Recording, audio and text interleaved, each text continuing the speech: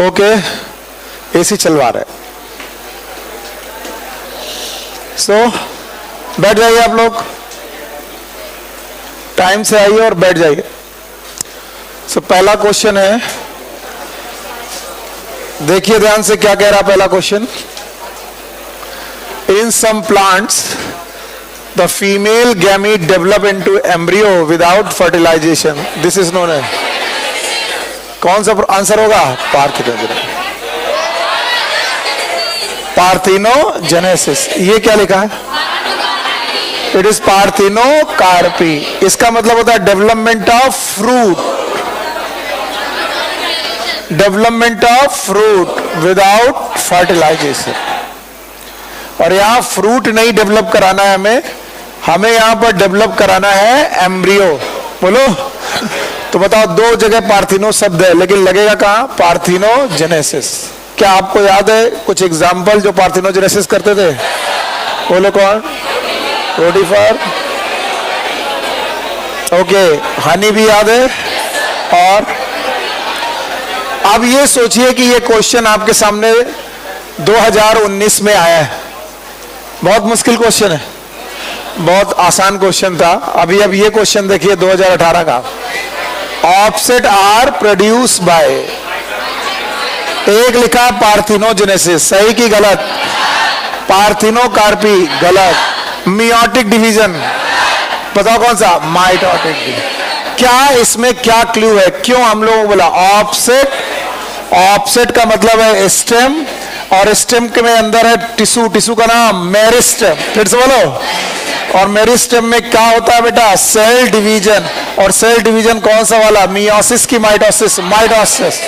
जितनी vegetative growth होंगी, जितनी वो सारी की सारी माइटोसिस से होंगी। जितनी रिप्रोडक्टिव ग्रोथ होगी उनमें हो सकता है क्या हो? मियोसिस।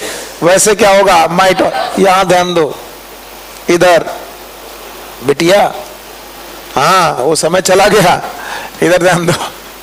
वो देख रही सर क्या फटी फटी जीन्स पहने, और दूसरे से बता रही देखो ये कैसा पेंट वेंट उतर गया है क्या? बेटिया इधर देखो, ध्यान दो। हाँ, which of the following flower once in lifetime? Bamboo plant, बांस का पौधा कितने साल में? 50 से 100। क्या कुछ और एग्जाम्पल बता सकते हो? वीट, राइस, मेज। जिंदगी में एक बार आपको मालूम है कि फैमिली ग्रामिनी, ग्रामिनी या फिर बेटा हम लोग बोलेंगे ग्रास फैमिली। कौन सी फैमिली? ग्रास फैमिली के मेंबर पॉलीकार्पिक है कि मोनोकार्पिक? मोनोकार्पिक। मोनो मतलब एक बार, कार्पिक मतलब फ्लावर, जो जिंदगी में एक बार फ्लावरिंग करे, condition monocarpic. Example bamboo species. ज्यादा टाइम नहीं लगेगा, जल्दी जल्दी इन क्वेश्चन को सॉल्व कर लो। अगला चैप्टर शुरू करते हैं। Which of the following statement is not correct? Offspring produced by asexual reproduction are called as clones.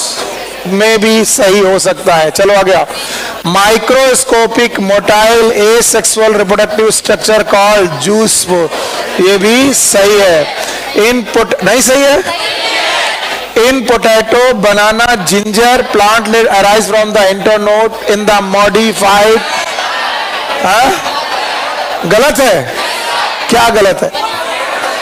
Internode की नोट्स, नोट्स, ये बात गलत है। तो बताओ कहां से निकलते हैं? नोट्स से।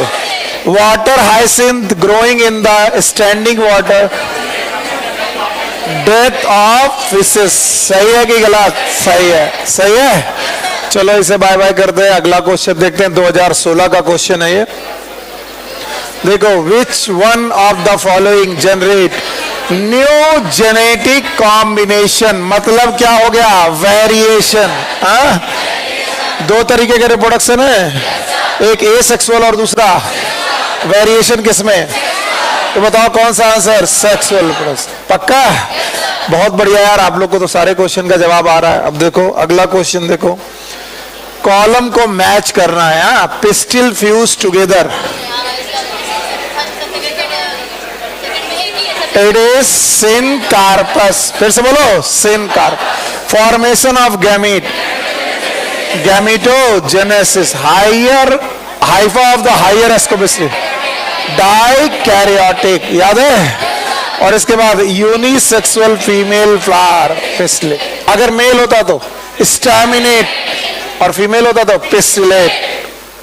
कोई ऐसे लोग भी होंगे जिनकी आज पहली क्लास है? हे भगवान, डरना नहीं। जिनकी पहली क्लास है वो डरे नहीं। अभी मैं नया चैप्टर शुरू करने वाला हूं, परेशान मत हो। मैं बस ये क्वेश्चन कराने के बाद, क्योंकि ये चैप्टर ये लोग कर चुके हैं। अगला क्वेश्चन जल्दी से देखो। विच of the following is not correctly match? कौन सा करेक्टली मैच नहीं है? बोलो। फर्स्ट वाला मैच, कोनिडिया सही है, ऑफसेट सही है, राइजोम सही है। बताओ ये सही है कि गलत? गलत। अच्छा बताओ, अगर बाइनरी फिजन होता, अमीबा पैरासिम हो सकता था, बैक्टीरिया हो सकता था? यस। तो 2015 का क्वेश्चन हो गया। In ginger vegetative propagation occur through rhizome? पक्का? पक्का? हाँ, अगर इसमें कहीं सकर होता तो तुम सब गए थे। याद करो, banana propagate through sucker, store food through rhizome. याद आया? चलो भाई, अगला क्वेश्चन देखे, सही कर पाओगे ना? Product of sexual reproduction generally generate new genetic. आया? बताओ। अब आपको लग रहा होगा कि नहीं सर, बड़ी बड़ी बातें हाँकते हैं, और मैं तुम लोगों को यहां पर सिखाता हूं। यही वो मौका होता है जब तुम्हें सीखना चाहिए कि टीचर को क्या आता है उससे मतलब नहीं है, एग्जाम में क्या आता है उससे मतलब रखो। हमें कितना ज्यादा आता है ये एग्जाम में नहीं आएगा। और तुम देख रहे हो एग्जाम का पैटर्न एनसीईआरटी बेस्ड है, तो अपना आपको एनसीईआरटी से बाहर निकलने मत दो। एनसीईआरटी से बाहर गए तो मामला मुश्किल पड़ेगा। पूरे 90 क्वेश्चन में से मुश्किल से मैं 5 या 7 क्वेश्चन ऐसे मानता हूं जो एनसीईआरटी में डायरेक्ट कांटेक्ट में नहीं होते या इनडायरेक्ट होते हैं। उन 5 या 7 क्वेश्चन के लिए आप पूरी की पूरी रामायण महाभारत जाने क्या क्या पढ़ डालते हो। जितना मुझे एक्स्ट्रा पढ़ाना मैं वैसे भी पढ़ाते रहता हूं, इसलिए फोकस करो एनसीईआरटी में। जितनी बार भी मैं यहां से आपको चैप्टर पढ़ाकर भेजूं, जब घर से आओ तो एनसीईआरटी पढ़ो। भले मेरे नोट्स कितने अच्छे हों, वो मेन बात नहीं है। मेन बात है एनसीईआरटी। टीचर के नोट्स बनाना छोड़ दो, अपने नोट्स बनाना चालू करो।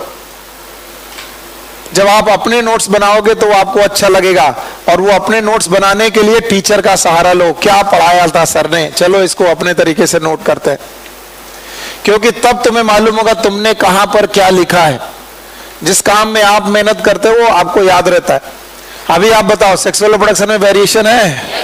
और वेरिएशन है, बाकी आपको आगे देखना है। क्वेश्चन नंबर क्वेश्चन नंबर 9 के बाद क्वेश्चन नंबर 10 आया। विच one of the following is correctly match? Onion, onion bulb है, जिंजर सकर, क्लमाइडोमोनास, कोनिडिया, ईस, जूस्पोर। बताइए क्या गलत है, क्या करेक्टली मैच है? बताओ ये सही है कि गलत है? बताओ, ईस बडिंग करता है? अच्छा बताओ, क्लमाइडोमोनास में जूस्पोर होते हैं, कोनिडिया तो फंगस में होता है। सही है कि गलत? ये वाला। अच्छा बताओ, जिंजर एक्चुअली क्या है? राइजो। बताओ सही है कि गलत? गलत। पक्का? अगर प्रोपेगेशन होता तो एक बार ये सही हो सकता था, वो भी बनाना के साथ। और अनियन क्या है? बल्ब। तो ऑप्शन क्या सही है? तो करेक्टली मैच पूछा गया है, तो फर्स्ट करेक्टली मैच है, इसके अलावा करेक्टली मैच नहीं है। देखो क्वेश्चन क्या पूछ रहे हैं। Which one of the following is wrongly match while remaining are correct? चलो भाई ये भी देख लो। पेनिसिलियम, कोनिडिया सही है। वाटर हाइसिंथ रनर, रनर है कि ऑफसेट? ऑफसेट। ऑफसेट है सर, ये गलत है। आगे बढ़ जाइए, 2011 का क्वेश्चन है ये भी। आगे, the eyes of potato are, क्या पढ़ाया था, किसी को याद है? मैंने बताया मेन स्टेम, याद आया आपको? और बेटा ब्रांच, याद आई? मेन स्टेम और ब्रांच के बीच का एक्यूट एंगल याद है? न्यून कोण को हम लोग क्या बोलते हैं? एक्साइल। फिर से बोलो। और अगर यहां कोई बड हुई तो एक्सिलरी बड। तो बताओ, पोटैटो में जहां पर नोड होगा वहीं एक्सिलरी बड होगा? ये मैंने जब पढ़ाया था तो पढ़ाया था कि eyes of potato they are nothing but nodes, और नोट्स में कौन सी bud? Axillary verb. Vegetative propagation in pistia, yes, water hyacinth जैसा होता है। वाटर हाइसिन कैसा होता है? ऑफसेट। तो इसका भी आंसर क्या होगा? ऑफसेट। चलो भाई आगे बढ़ जाओ। वेजिटेटिव प्रोपेगेशन इन मिंट, रनर की सकर, सकर, सकर। आगे चलो। इन ऊगैमी फर्टिलाइजेशन इन्वॉल्व, ये तो मैं तुम्हें देखने भी नहीं दूंगा, तुम बताओ मुझे। Male motile, female non motile. पक्का? कौन सा गैमीट मोटाइल? मेल। कौन नॉन मोटाइल? फीमेल। 3 प्रकार के रिप्रोडक्शन देखे थे। One is isogamous, anisogamous, oogamous। Isogamous में दोनों मोटाइल हो सकते हैं, दोनों नॉन मोटाइल हो सकते हैं। पक्का? बताओ। स्पाइरोगायरा में दोनों मोटाइल के दोनों नॉन मोटाइल, और यूलोथ्रिक्स में, और एनाइसोगैमस में भी दोनों मोटाइल होंगे, एक छोटा और एक, और ऊगैमस में एक मोटाइल मेल वाला एंड मोटाइल, और फीमेल वाला बड़ा। पक्का? अगला question, during regeneration modification of the, ये तो आपके पास नहीं है, ये it is not your part. ये क्वेश्चन बहुत पुराना है, 2001 का। उस समय एपीमॉर्फोसिस, मॉर्फोलेक्सिस, एक्रिकेशन ग्रोथ और मॉर्फोजेनेसिस हम सब पढ़ाया करते थे। तो फिलहाल इस क्वेश्चन को हम लोग स्किप करते हैं, जब पढ़ेंगे तब आएगा। अगला देखो, the process of series of changes from larva to adult after embryonic development is known as metamorphosis. अब बताओ, बताओ इस क्वेश्चन में एपीमॉर्फोजेनेसिस या मेटामॉर्फोसिस हो सकता है? नहीं, क्योंकि व्हाट इज मेटामॉर्फोसिस? बोलो। लार्वा से एडल्ट। कब का है बताओ? ये जब मैं तैयारी करता था उसके भी पहले का है, यानी उस समय के क्वेश्चन बहुत अजीब थे। उस समय एमपी कौशिक से क्वेश्चन भी आते थे। अगला क्वेश्चन देख लो, nothing lives forever but life continues, what does it mean? क्या डेथ हर बंदे का बेटा रिजल्ट है? अच्छा देखो, आंसर पढ़ने की कोशिश करते हैं। Older die but new produce due to reproduction, ये सही है। Nothing can produce without death, ऐसा नहीं है। Death has nothing to do with the continuation life, क्या बात कर रहे हो? डेथ नहीं होगा तो साइकिल कंप्लीट नहीं होगी। Parthenogenesis must for sexual reproduction, नहीं। सही है कि गलत? गलत। कौन सा ऑप्शन सही है? फर्स्ट वाला आंसर सही है। Oestrus cycle is the character of, बताओ तुम बताओ, 2 प्रकार की साइकिल पढ़ी थी, एक कौन? मेंस्ट्रुअल और एक ईस्ट्रस। कौन था प्राइमेट में? हाँ, मेंस्ट्रुअल। और कौन था नॉन प्राइमेट में? ईस्ट्रस। अगली बार जब लेट आना तो बिना पूछे मत आना। क्या कहते हो कि हालत ही खराब हो गई है, जब मर्जी आती मुंह उठा के चल देते हो।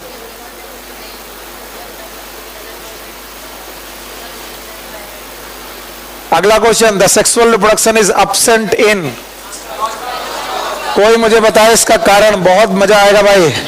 बताओ, क्या स्पाइरोगायरा एल्गी है? भूल गए बेवकूफ, एल्गी है। यूलोथ्रिक्स एल्गी, एल्गी है। वॉलवॉक्स एल्गी है। नॉस्ट्रॉक ब्लू ग्रीन एल्गी। मोनेरा की प्रोटिस्टा, मोनेरा भूल गए, मोनेरा की प्रोटिस्टा। और मोनेरा में सेक्सुअल रिप्रोडक्शन नहीं होता, होता भी है तो प्रिमिटिव। बिटिया अगली बार आना तो पूछ के आना, लेट आना तो, हाँ, वरना वो कहेगा देखो सर ने हमको डांटा उनको नहीं डांटा। हाँ, बड़ा खुश है। आगे देखो, अगला question, vegetative reproduction of agave. Agave याद है? बोलो कौन? बल्ब की बल्बिल्स, बल्बिल्स। अगला question, for union between stock and scion, ये भी आपको नहीं आता है। एक्चुअली कभी तुमने कलम लगाना सीखा नहीं है। एक पेड़ में दूसरे पेड़ की कलम लगाई जाती है। जिस पेड़ में बेटा पेरेंट पेड़ में कलम लगाई जाती है, इट इज स्टॉक, इसे क्या बोलते हैं? और ये जो नया पेड़ लगाया जाता है, it is Sion.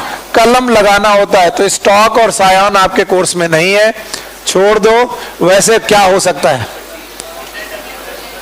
For union between stalk and scion in grafting, which one is first to occur? Formation of callus, undivided tissues पहले बनते हैं, इसी को बोलते हैं। So these were the 22 question और तुमने देखा पिछले 10 सालों में कुछ नहीं बदला। 10 सालों का मतलब है अगर मैं 2001 के पहले जाऊं तो तुम देखोगे कोई ऐसा क्वेश्चन नहीं है जो तुम्हें नहीं आता था। 2001 के पहले के जो क्वेश्चन थे वो थोड़े मुश्किल हो सकते क्योंकि उस समय बुक ज्यादा पुरानी चलती थी। अब आप देखिए 2004 के पहले में आप कहीं पर भी नहीं फंसते हो।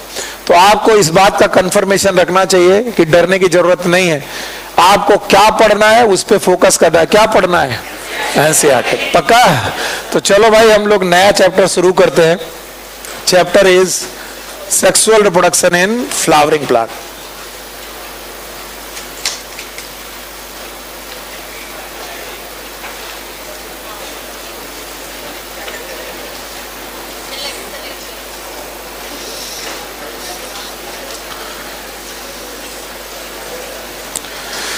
So our chapter is sexual reproduction in flowering plant.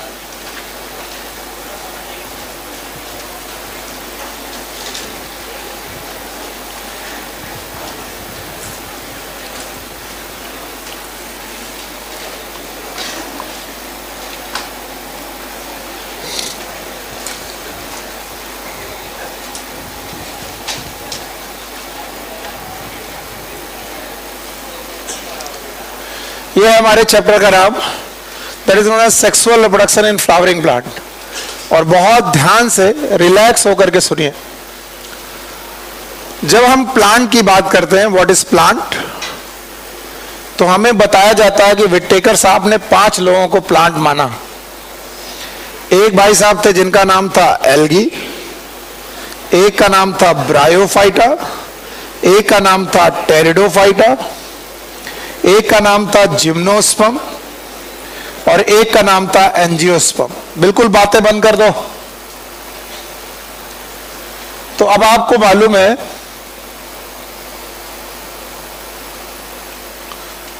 कि हमारे पास 5 लोग हैं जिन्हें हम प्लांट कह सकते हैं, एल्गी, ब्रायो, टेरिडो, जिम्नो और एंजियो। जिसमें एल्गी से लेकर जिम्नो तक दे आर नॉन फ्लावरिंग, इनको फ्लावर बनाना नहीं आता। They are the non flowering. और अकेला बंदा है जिसका नाम है angiosperm, it is flowering plant.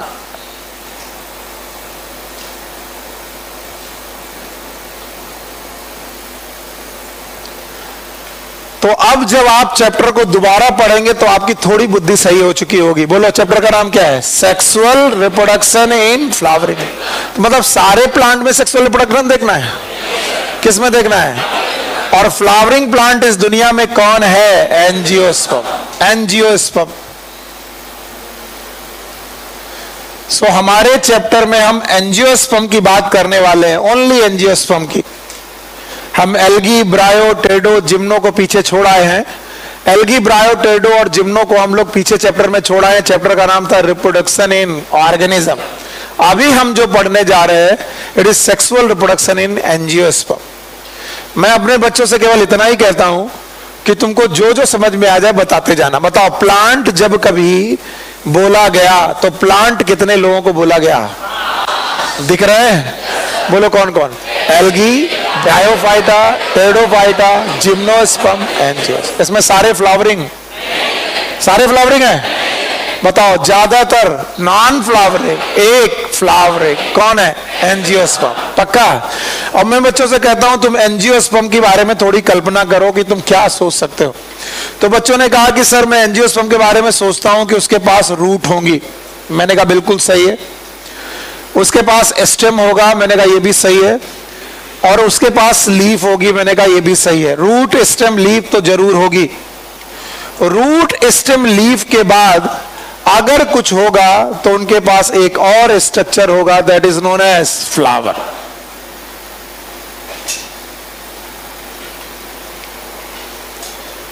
सो अगला क्वेश्चन आपसे पूछा जाएगा कि रूट, स्टेम, लीफ के बाद भगवान ने इन्हें फ्लावर क्यों दिया? तो बोलते हैं flower is the site of sexual reproduction, site for sexual reproduction. इसको गंभीरता से सोचने की जरूरत है। गंभीरता से सोचने की क्यों जरूरत है? क्योंकि आपको जब जिंदगी में पहली बार फ्लावर पता चलता है तो आप फ्लावर को तरह तरीके से पता करते हैं, भगवान को मंदिर में चढ़ाने के लिए, आप वरमालाएं बनाने के लिए यूज करते हैं, परफ्यूम बनाने के लिए इन्हें यूज करते हैं, नेताजी आपके मोहल्ले में आए उनको पहनाने के लिए यूज करते हैं, कोई त्योहार आ रहा, होली, दिवाली, ईद, दशहरा, आप उसमें अपने घर को सजाने के लिए काम करते हैं। तो आपको मालूम है फ्लावर आप समझ ही नहीं पाए कि दुनिया में किस लिए आया। फ्लावर इस दुनिया में बहुत सारे काम कर रहा है जो वो करना नहीं चाहता। फ्लावर को भगवान पे चढ़ाया जा रहा, फ्लावर को नेताजी को पहनाया जा रहा, फ्लावर से घर सजाया जा रहा। पर किसी से पूछा जाए एक्चुअल फ्लावर इस दुनिया में क्या करने आया, बोलो it is a site for sexual reproduction. और पूछा जाएगा कि अगर फ्लावर में सेक्सुअल रिप्रोडक्शन हो गया तो एंड प्रोडक्ट क्या बनेगा, तो बोलते हैं एंड प्रोडक्ट में दो चीजें बनेगी, एक तो बनेगा बेटा सीड, बोलो क्या है, और एक बनेगा फ्रूट। इसको मैंने बड़ी डिटेल में प्लांट किंगडम में आपको पढ़ा रखा है। मैंने बोला था एंजियोस्पर्मा में स्पर्म शब्द का मतलब ही होता है सीड। वो ऑर्गेनिज्म जो अपने सीड को कवर करते हैं कि अनकवर्ड, कवर्ड, फिर से बोलो। अच्छा बताओ अनकवर्ड सीड किसके पास था, जिम्नोस्पर्म, और इनका कवर्ड। तो जब मैं बोलता हूं कि सीड को कवर किया गया तो बताओ किससे कवर किया गया, फ्रूट से, बोलो किससे, फ्रूट। तो बताओ सीड की कवरिंग का नाम क्या है, फ्रूट। तो बताओ फ्रूट कहां पाया जाएगा, सो जाओ, जिम्नो की एंजियो, बताओ जिम्नो में फ्रूट पाया जाएगा कि नहीं, नहीं पाया। क्यों, क्योंकि उनके पास सीड कवर्ड की अनकवर, अनकवर। अभी आपने अपने चैप्टर का पहला पैराग्राफ पढ़ा मेरे साथ, पहला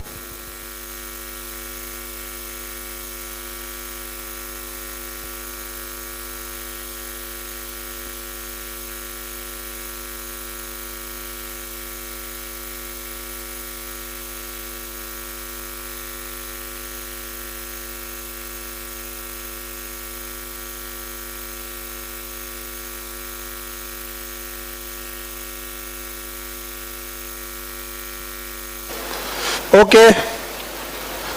तो इस पहले पैराग्राफ पे अगर तुम्हें कुछ ना समझ में आए तो बता दो, ठीक है। चलो मैं धीरे धीरे उठाता हूं। चैप्टर का नाम क्या है, sexual reproduction in flowering plant. Flowering plant में से प्लांट फ्लावरिंग कौन करता है, एंजियोस्पर्म। किसी एंजियोस्पर्म को देखने पर आपको क्या क्या मिलने वाला है, बातें मत करना प्लीज, प्लीज। पहले टीचर से प्लीज सुन लो, उसके बाद थप्पड़ पड़ेगा, यही ध्यान रखना। चलो एंजियोस्पर्म में क्या क्या मिलेगा, रूट, स्टेम, लीफ, फ्लावर। और फ्लावर में अगर रिप्रोडक्शन हो गया तो दो चीजें और बनेगी, फ्रूट और सीड। बताओ कवर्ड की अनकवर्ड, कवर्ड। अब एनसीईआरटी देखते रहो। एनसीईआरटी में पहले पैराग्राफ के बाद आपके पास पहला टॉपिक आता है flower as a fascinating organ.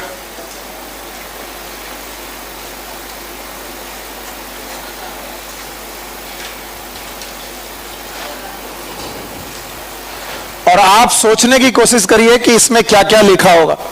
और मुझे ऐसे लर्न रहता है और मुझे मालूम रहता है कहां से किस लाइन से क्या क्वेश्चन आ रहा है। What is flower and how it is a fascinating organ। मैं फिर से आपसे बोलता हूं, जब आपने लाइफ में पहली बार फ्लावर के बारे में सुना था तो फ्लावर के अपने कुछ कुछ काम जाने थे। जैसे किसी ने बताया था फ्लावर का अपना एक एस्थेटिक यूज होता है।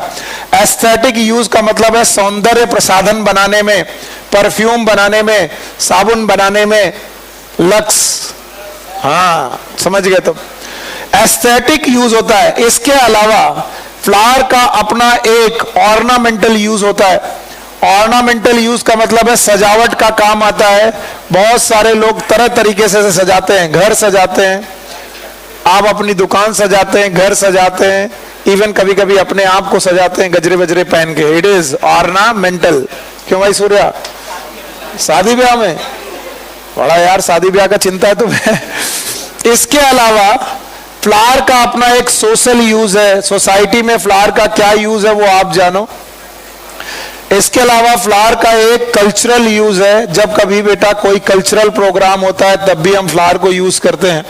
Aesthetic, ornamental, cultural. बहुत सारी एक्टिविटीज के लिए आप लोग यूज करते हैं। शायद एक पॉइंट और लिखा है, it is aesthetic, ornamental, social, cultural और रिलीजियस।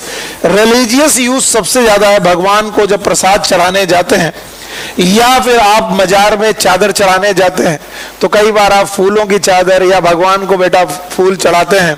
तो ये जो चढ़ाते हैं बेटा, ये फ्लावर एक्चुअली आप इन्हीं सारे कामों के लिए फ्लावर को यूज करते आए। लेकिन हम सबको मालूम है फ्लावर इन काम के लिए दुनिया में आया कि नहीं आया। Flower is a site for sexual reproduction. वो सेक्सुअल रिप्रोडक्शन करने के लिए आया है, फॉर एंजियोस्पर्म। याद रहे, फ्लावर के कल्टीवेशन में एक शब्द आता है, it is known as floriculture. ये शब्द एनसीईआरटी आपसे पूछती है, व्हाट इज फ्लोरिकल्चर। आप फ्लोरिकल्चर का जवाब लिखेंगे। एनसीईआरटी पूछती है व्हाट इज फ्लोरिकल्चर और बताती नहीं है कि फ्लोरिकल्चर क्या है। बताइए what is floriculture. It is a cultivation, यानी कल्टीवेशन मतलब खेती करना। Cultivation of flowering plant, cultivation of flowering plant for, मेरे साथ सब लोग बोलेंगे, डेफिनेशन पूरी हो जाएगी। What is floriculture. It is a, फिर से बोलो, it is a for aesthetic, ornamental, social, cultural and religious uses. इन सारे यूजेस के लिए हम लोग फ्लावर की कल्टीवेशन करना या फ्लावरिंग प्लांट को कल्टीवेशन करें, that is known as floriculture. इसके अलावा एक छोटा सा और टर्म है जो आपको मालूम होना चाहिए, it is known as anthology. Anthos का मतलब होता है flower, and that's why anthology is the study of flower. ये बहुत सिंपल से टर्म है जो आपको याद रखने चाहिए। बताओ, इस दुनिया में जब फ्लावर तुमने देखा तो तुम्हें भनक भी नहीं थी फ्लावर सेक्सुअल रिप्रोडक्शन करने आया है। तुम्हें क्या लगता था फ्लावर का क्या यूज है? बोलो क्या है? एस्थेटिक और ऑर्नामेंटल और सोशल और कल्चरल और रिलीजियस। क्या वाकई फ्लावर इन काम करने के लिए आया है? तो फिर फ्लावर किस लिए आया है? Site for sexual reproduction, site for. बताओ, तो क्या इन सारे कामों के लिए हम लोग खेती कर रहे हैं फ्लावर की? तो what is floriculture? It is a cultivation of flowering plant for aesthetic, ornamental, social, cultural use and religious use. What is anthology?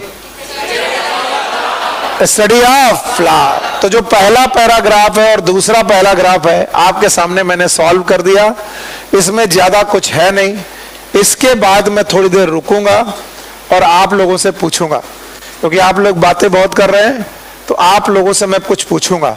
चलिए बताओ, क्या मैंने आपको पढ़ाया था कि जितने लोग भी सेक्सुअल रिप्रोडक्शन करेंगे उनका पैटर्न पता नहीं सर क्या होगा? सेम होगा कि अलग होगा? तो जो लोग नए लोग बैठे हैं वो ध्यान से सुने। इस दुनिया में जो लोग भी सेक्सुअल रिप्रोडक्शन करने आए हैं वो एक ही तरीके का पैटर्न फॉलो करते हैं, और पैटर्न ये है कि वो लोग गैमीट बनाते हैं, और गैमीट बनाते हैं एक मेल गैमीट और एक फीमेल गैमीट, और फिर गैमीट का फ्यूजन करते हैं, जाइगोट बनाते हैं, और जाइगोट के बाद वो लोग फिर एम्ब्रियो बनाते हैं।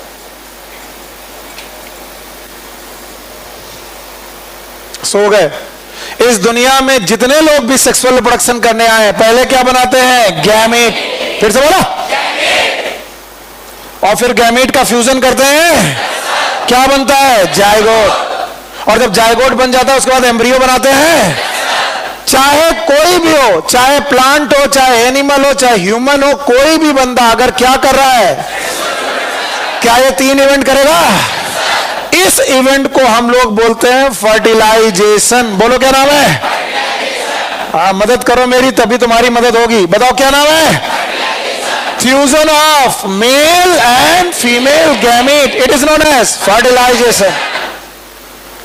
और फर्टिलाइजेशन के पहले मरो तुम, फर्टिलाइजेशन के पहले फ्री फर्टिलाइजेशन।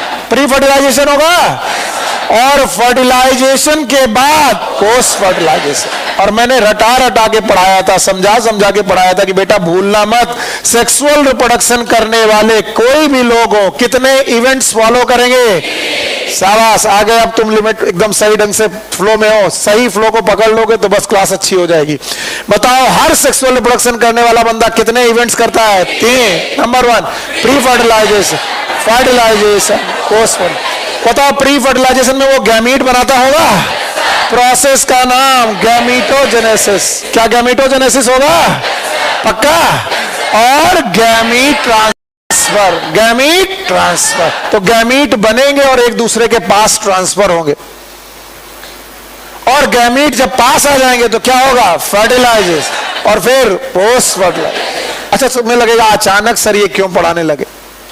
क्योंकि चैप्टर का नाम है सेक्सुअल रिप्रोडक्शन इन, नहीं सुना मैंने, सेक्सुअल रिप्रोडक्शन इन। तो बताओ, फ्लावरिंग प्लांट भी क्या कर रहे हैं? तो फ्लावरिंग प्लांट भी क्या करेंगे?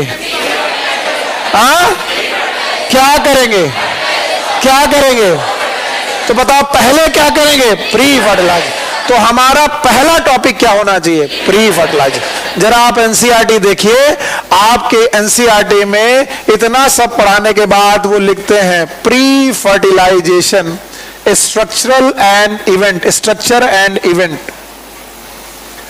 प्री फर्टिलाइजेशन, क्योंकि सेक्सुअल रिप्रोडक्शन का पहला इवेंट है प्री फर्टिलाइजेशन। और इस प्री फर्टिलाइजेशन में हम दो चीजें देखने जा रहे हैं। एक देखने जा रहे हैं स्ट्रक्चर, और दूसरा देखने जा रहे हैं इवेंट्स।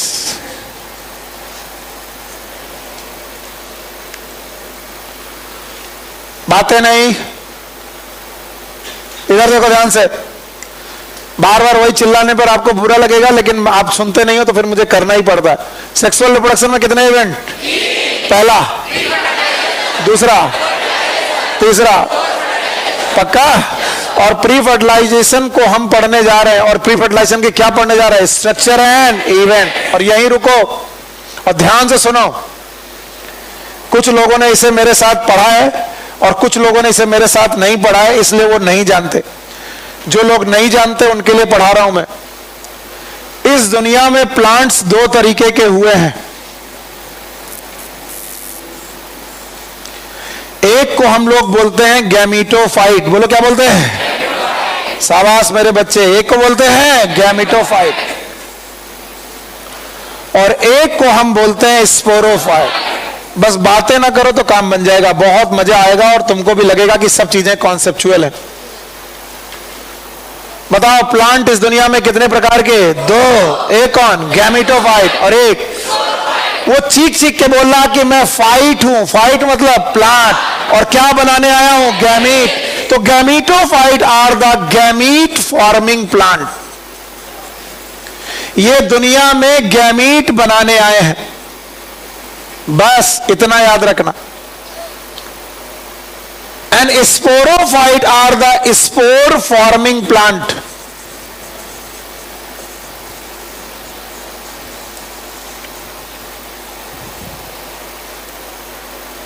बताओ, प्लांट कितने प्रकार के? Number 1 gametophyte, number 2 sporophyte. Gametophyte क्या बनाने आए?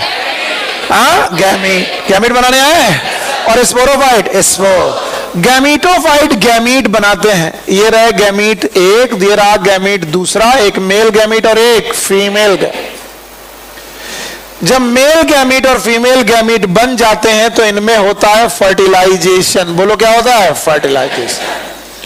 और फर्टिलाइजेशन के बाद बनता है 2n जाइगोट। कई दिनों से मैं यही पढ़ा रहा हूं, कम से कम इसी का जवाब देते जाओ। क्या बना? जाइगोट। याद रखना, गैमीट हैप्लॉइड है तो गैमीटोफाइट भी हैप्लॉइड। लेकिन प्रोसेस क्या हुआ? फिर से बोलो। तो क्या बना? जाइगोट। n की 2n, 2n। और जैसे ही जाइगोट बना, जाइगोट में हुई माइटोसिस। कल ही पढ़ाया मैंने, बता दोगे? मियोसिस की माइटोसिस, माइटोसिस। और अगर जाइगोट में क्या हो जाए? कल पढ़ाया था। तो क्या बनेगा? एम्ब्रियो। एम्ब्रियो। वहां मेरे बच्चे क्या बनेगा?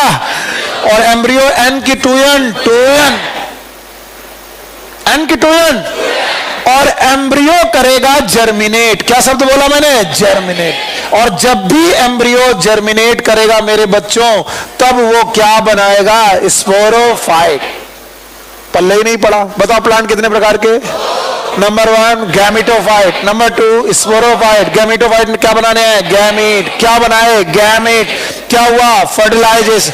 क्या बना? जाइगोट। क्या हुई? माइटोसिस। क्या बना? एम्ब्रियो। एम्ब्रियो क्या हुआ? जर्मिनेट। क्या बनाया? स्पोरोफाइट। और एक रूल है, ये कभी फेल नहीं होगा, केवल ब्रायोफाइटा में फेल होता है।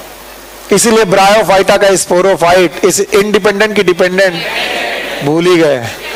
तैयारियां कर रहे हो कि तुम लोग केवल तैयारी का नाटक कर रहे हो, मुझे नहीं मालूम।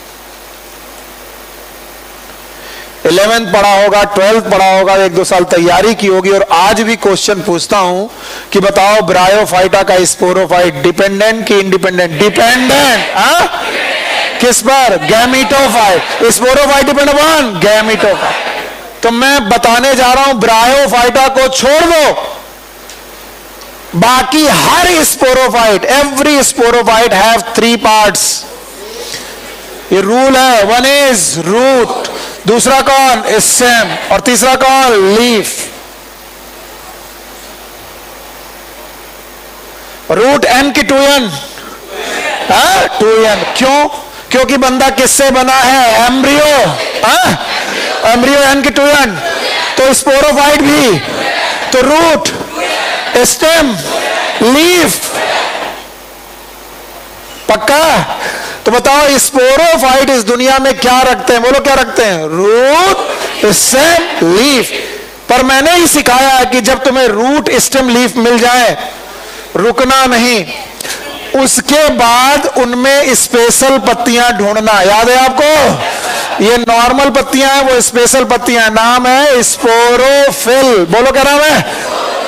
स्पोरोफिल। जिनको नहीं आ रहा है वो नोट करते जाएं और अपने दिमाग में बातें रखते जाएं, वरना रट्टा मारते मारते थक जाओगे। और एक बार सीख लिया तो कॉन्सेप्ट हमेशा के लिए। रूट, स्टेम, लीफ के बाद आप और कुछ ढूंढोगे। नाम बताओ? स्पोरोफिल। और स्पोरोफिल बाकी पत्तियों से एकदम अलग होंगी, क्योंकि उनमें होगा स्पोरेंजिया। बोलो क्या नाम है? स्पोरेंजिया। ये इन पत्तियों में ये स्ट्रक्चर का नाम है स्पोरेंजिया। क्या नाम है? और स्पोरेंजिया के पास होंगे अपने टिश्यू। नाम है स्पोरोजिनस टिश्यू। फिर से बोलो। देखो कुछ भी रटने लायक नहीं है, सबका मतलब है। स्पोर को जनरेट करने वाले टिश्यू, स्पोर को बनाने वाली एंजिया। बोलो क्या नाम है? स्पोरेंजिया। स्पोर को बनाने वाली लीफ, स्पोरोफिल। स्पोर को बनाने वाला प्लांट, स्पोरोफाइट। मेरे साथ चिल्ला लो। स्पोरोफाइट में क्या ढूंढोगे? स्पोरोफिल में, स्पोरेंजिया में, स्पोरोफाइट एन की 2n, sporophyll, sporangia, sporogenous tissue. पक्का? और जब स्पोरोजिनस टिश्यू मिल जाए तो उनकी सेल ढूंढिए। These are known as spore mother cell. फिर से बोलो। और स्पोर मदर सेल एन की 2n, 2n। यहां भटक गया sir. Sporogenous tissue, tissue is made up of cell, और सेल जो बनी उनका नाम स्पोर मदर। और इन स्पोर मदर सेल में होगी मियोसिस। फिर से बोलो। शाबाश। मियोसिस, और मियोसिस से बनेंगे स्पोर्स। फिर से बोलो। स्पोर। मियोसिस क्रोमोसोम नंबर को हाफ कर देगी, इसलिए सारे स्पोर एन के 2n, एन, और spore will germinate to form गर्मिडो। ये रूल है, इसे कॉन्सेप्ट बोलते हैं प्लांट किंगडम का। इसलिए हमारे बच्चे प्लांट किंगडम को भी रट्टा नहीं मारते। इसलिए हमारे बच्चे इस प्लांट किंगडम के कॉन्सेप्ट को भी अपनी जेब में रखते हैं, और उन्हें आता है कि सर आप बताओ क्या करना है आपको। और आज मैं इसी कॉन्सेप्ट से इस टॉपिक को दोबारा पढ़ाऊंगा। ये टॉपिक मेरे सामने अभी भी रखा हुआ है। क्या टॉपिक है बताओ? Pre fertilisation structure and event. बस आप मुझे ये क्लियर कर दो कि ये आ गया। आ गया? मिटा दें? आ जाएगा? अच्छा देखते हैं, कह रहे ना मिटाओ सर, कोशिश करते हैं, बताओ, पहले बता दो फिर लिखते हैं। प्लांट कितने प्रकार के? प्लीज डरना नहीं, बस डरना नहीं तो काम बन जाएगा। प्लांट कितने प्रकार के? 2। नंबर 1 गैमेटोफाइट, नंबर 2 ये क्या बनाने आया? गैमेट। ये स्पोर, इसकी औकात नहीं है कि ये स्पोर बनाए, इसकी औकात नहीं कि ये गैमेट बनाए, ये गैमेट बनाने के लिए नहीं आए। गैमेटोफाइट क्या बनाएंगे? गैमेट। गैमेट का क्या होगा? फर्टिलाइजेशन। फिर से बोलो, क्या बनेगा? जायगोट। उनमें होगी माइटोसिस। क्या बनेगा? एम्ब्रियो। क्या करेगा? जर्मिनेट। क्या बनेगा? स्पोरोफाइट। एन की 2n 2n, और स्पोरोफाइट में रूट एसेंबली। फिर से बोलो, रूट एसेंबली। तो बताओ n की 2n 2n, और उसमें ढूंढोगे स्पोरोफिल। स्पोरोफिल में स्पोरेंजिया, स्पोरेंजिया में sporogenous tissue, spore mother cell, उनमें मियासिस। क्या बनेगा? स्पोर। क्या करेगा? जर्मिनेट। देखना ये क्या लिखा है, ये क्या लिखा है? तो जर्मिनेशन कितनी बार?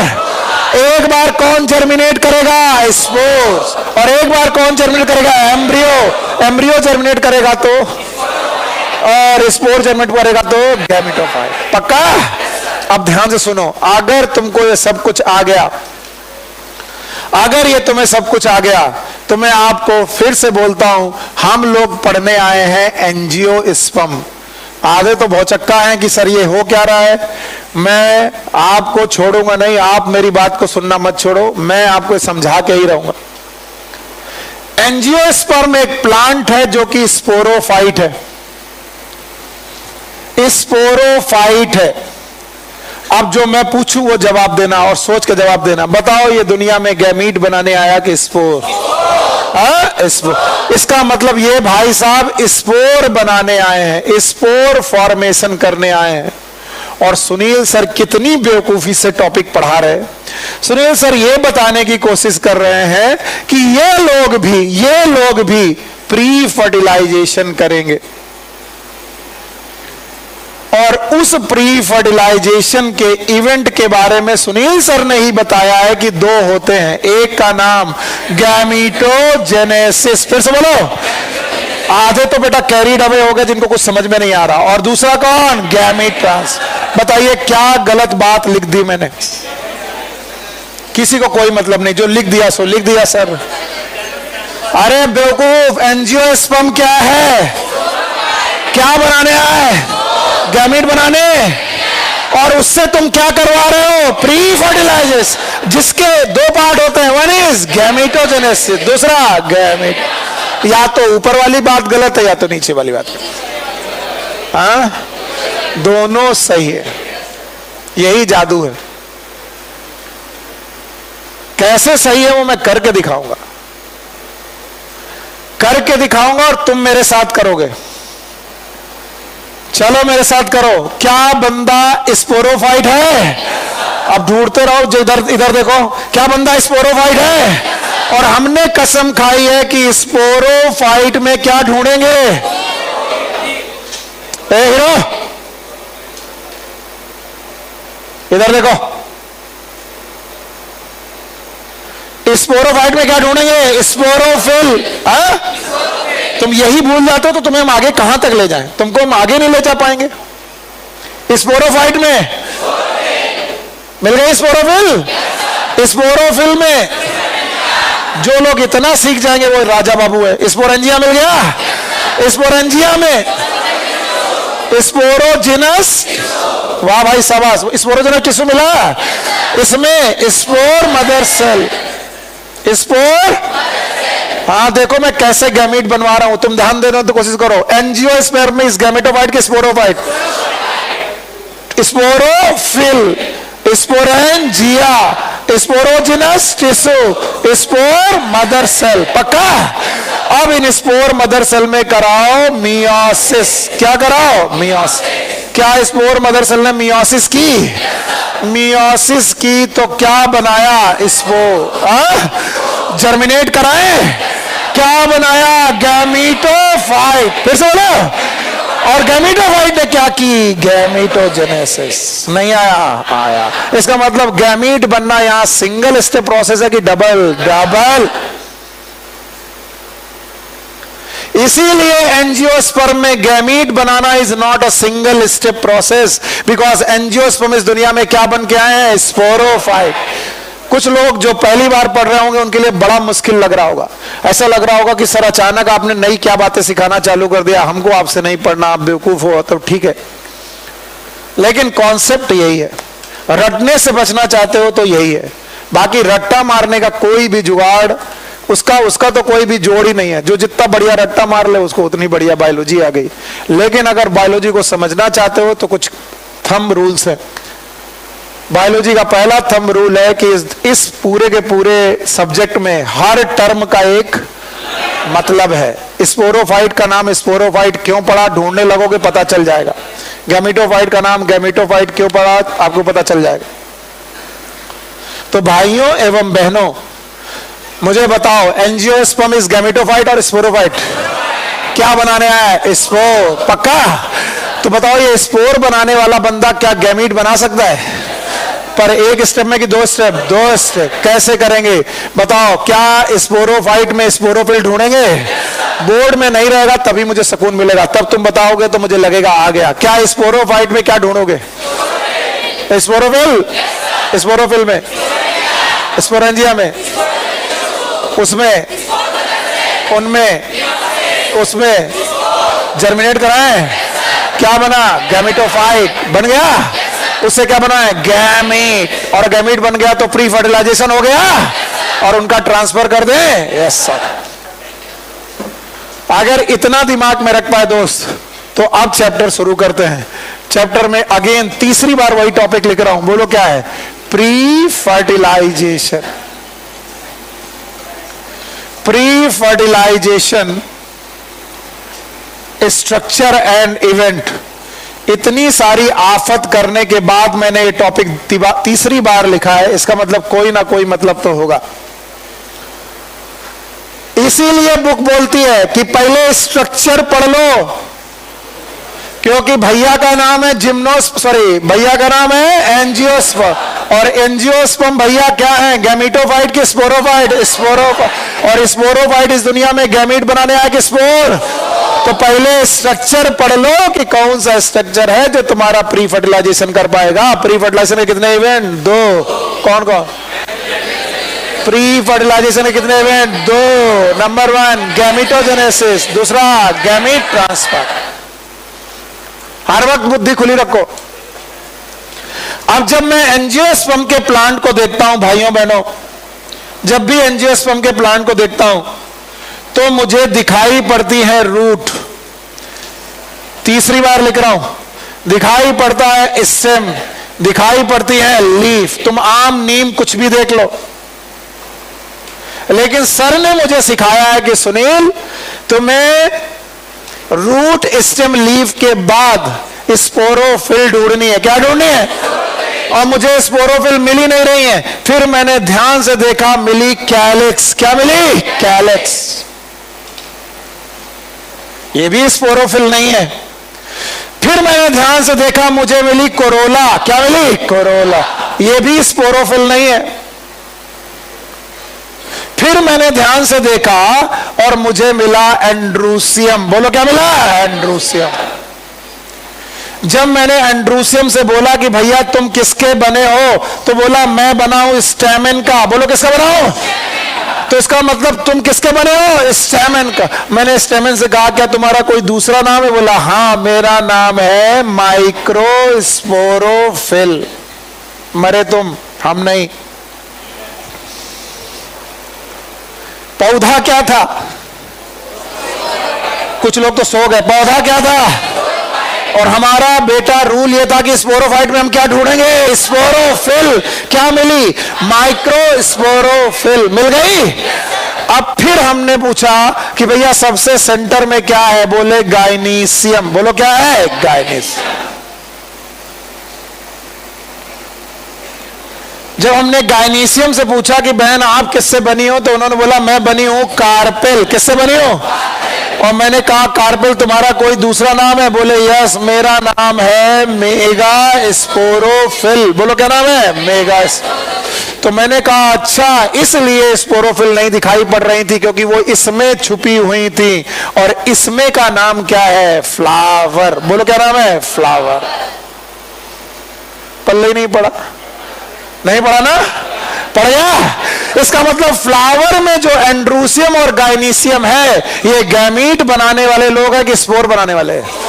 फिर से बोलो, स्पोर। इस स्पोरोफिल का नाम, इसका नाम मेगा स्पोरोफिल। ये एक्चुअली सही बात है। एंड्रूसियम और gynoecium they are spore forming reproductive organ. कौन से? ये गैमीट बनाने नहीं है, क्योंकि बंदा स्पोरोफाइट है कि गैमीटोफाइट? स्पोरोफाइट। तो बोलते हैं किस स्ट्रक्चर में आपको गैमीट मिलेगा? अभी गैमीट नहीं मिलेगा, अभी तो हमें स्पोरोफिल मिलेगी, और आगे बेटा हमें नहीं मालूम कि कैसे गैमीट तक पहुंचा जाए। पहुंचा पाओगे? पक्का? देखते हैं, कोशिश करते हैं। कुछ लोग जो थक गए हैं वो वापस रिलैक्स करके सोचे। बताइए स्पोरोफिल में, हाँ? हे भगवान, बच्चों को सद्बुद्धि दो। माइक्रो स्पोरोफिल में, फिर से माइक्रो स्पोरेंजिया में, micro sporogenous tissue, micro spore mother cell, micro spore, micro spore. इधर आओ, mega sporophyll, mega sporangia, mega spore mother cell, meiosis, mega spore. कितने स्पोर? 2। एक कौन? माइक्रो स्पोर, दूसरा कौन? Mega spore. क्या वो दोनों जर्मिनेट करेंगे? ये बिटिया का तो दिमाग उड़ गया। खड़ी हो जाओ बेटा। यस यस, खड़े हो जाओ, खड़े जाओ, पीछे पीछे पीछे। पहली बात तो इस क्लास में हम लोगों ने सीखा है, बेइज्जती उनकी होती जिनकी क्या हो, और जब तक हम लोग सिलेक्ट नहीं होंगे तब तक हमारी इज्जत। तो जब कभी टीचर आपको खड़ा करे तो आपका एड्रेनलिन रश होने लगता है। हे भगवान, अब क्या करेगा? एक तो देखने में खड़ूस है, ऊपर से बात भी खड़ूस करता है ना? डरना नहीं है। तुम सही बताना, तुम्हें कुछ समझ में नहीं आ रहा। ओके ओके, हाँ, कुछ नहीं आ रहा। और यहां पर मैं हार जाता हूं। इसको हम बाय बाय करते हैं, भागो। तुमको पढ़ना ही नहीं, जो गंदा दिखे उसको पढ़ना ही नहीं। अब देखना आसानी से कैसे पढ़ेंगे। बैठो, चलो भाई, इनको छोड़कर बाकी लोग मेरे साथ चिल्लाएंगे। चिल्लाएंगे? चिल्लाओगे? बहुत कंपोज होकर। जब मिले स्पोरोफाइट, क्या मिले? स्पोरोफाइट से कहो हमें बताओ स्पोरोफिल। हाँ, रट्टा मार लो। स्पोरोफाइट में, स्पोरोफिल में, स्पोरेंजिया में, टिश्यू, स्पोरोजिनस टिश्यू में, स्पोर मदर सेल, उनमें स्पोर जर्मिनेट करेगा। शाबाश, गैमीट बनेगा। Gametophyte, gametophyte. और उससे क्या बनेगा? गैमीट। पक्का? कम से कम इतना तो मैंने तुम्हारे दिमाग में डाल ही दिया कि ये एक स्टेप प्रोसेस नहीं है। अब हम इसी समस्या को दूसरी तरीके से देखते हैं। एक साइंटिस्ट हुए हैं गोएथे। अब देखना ये समझ में आएगा। जब कॉन्सेप्ट समझा रहा था नहीं आ रहा था, अब समझ में आएगा। साइंटिस्ट का नाम गोएथे। गोएथे साहब ने कहा flower is modified suit. Flower is modified suit. Flower एक मॉडिफाइड सूट है। सूट का मतलब स्टेम का पार्ट। किसका पार्ट? स्टेम। बोलते हैं किसी भी प्लांट में जहां पर तुम्हें रूट मिल जाए, मैं लिखा वही रहा हूं लेकिन दूसरी तरीके से, जहां पर क्या मिल जाए? रूट। क्या मिल जाए? स्टेम। फिर से बोलो, उस स्टेम के एपिकल मेरिस्टम में पहुंचिए। Apical meristem. इस एपिकल मेरिस्टम में कुछ बदलाव देखिए। एपेक्स में पाया जाने वाला meristem, it is known as apical meristem. और इस एपिकल मेरिस्टम में 2 तरीके के चेंज दिखेंगे। एक चेंज होगा हार्मोनल। ये मैं आगे चल के पढ़ाऊंगा हार्मोन कौन सा होता है। फ्लोरिजन। कौन सा हार्मोन? फ्लोरिजन। फिलहाल छोड़ दो, एनसीईआरटी को पढ़ो। हार्मोनल चेंज आएंगे। कहां आएंगे? सुनील सर के सर में। कहां पर? Apical meristem. हार्मोनल चेंज के साथ साथ इसमें कुछ स्ट्रक्चरल चेंज भी आएंगे। तो हार्मोनल और स्ट्रक्चरल चेंजेस आने लगे, जैसे जैसे हार्मोनल और स्ट्रक्चरल चेंजेस आने लगे, एपिकल मेरिस्टम में एक स्ट्रक्चर बनने लगा जिसका नाम रखा गया flower primordia. Flower primordia.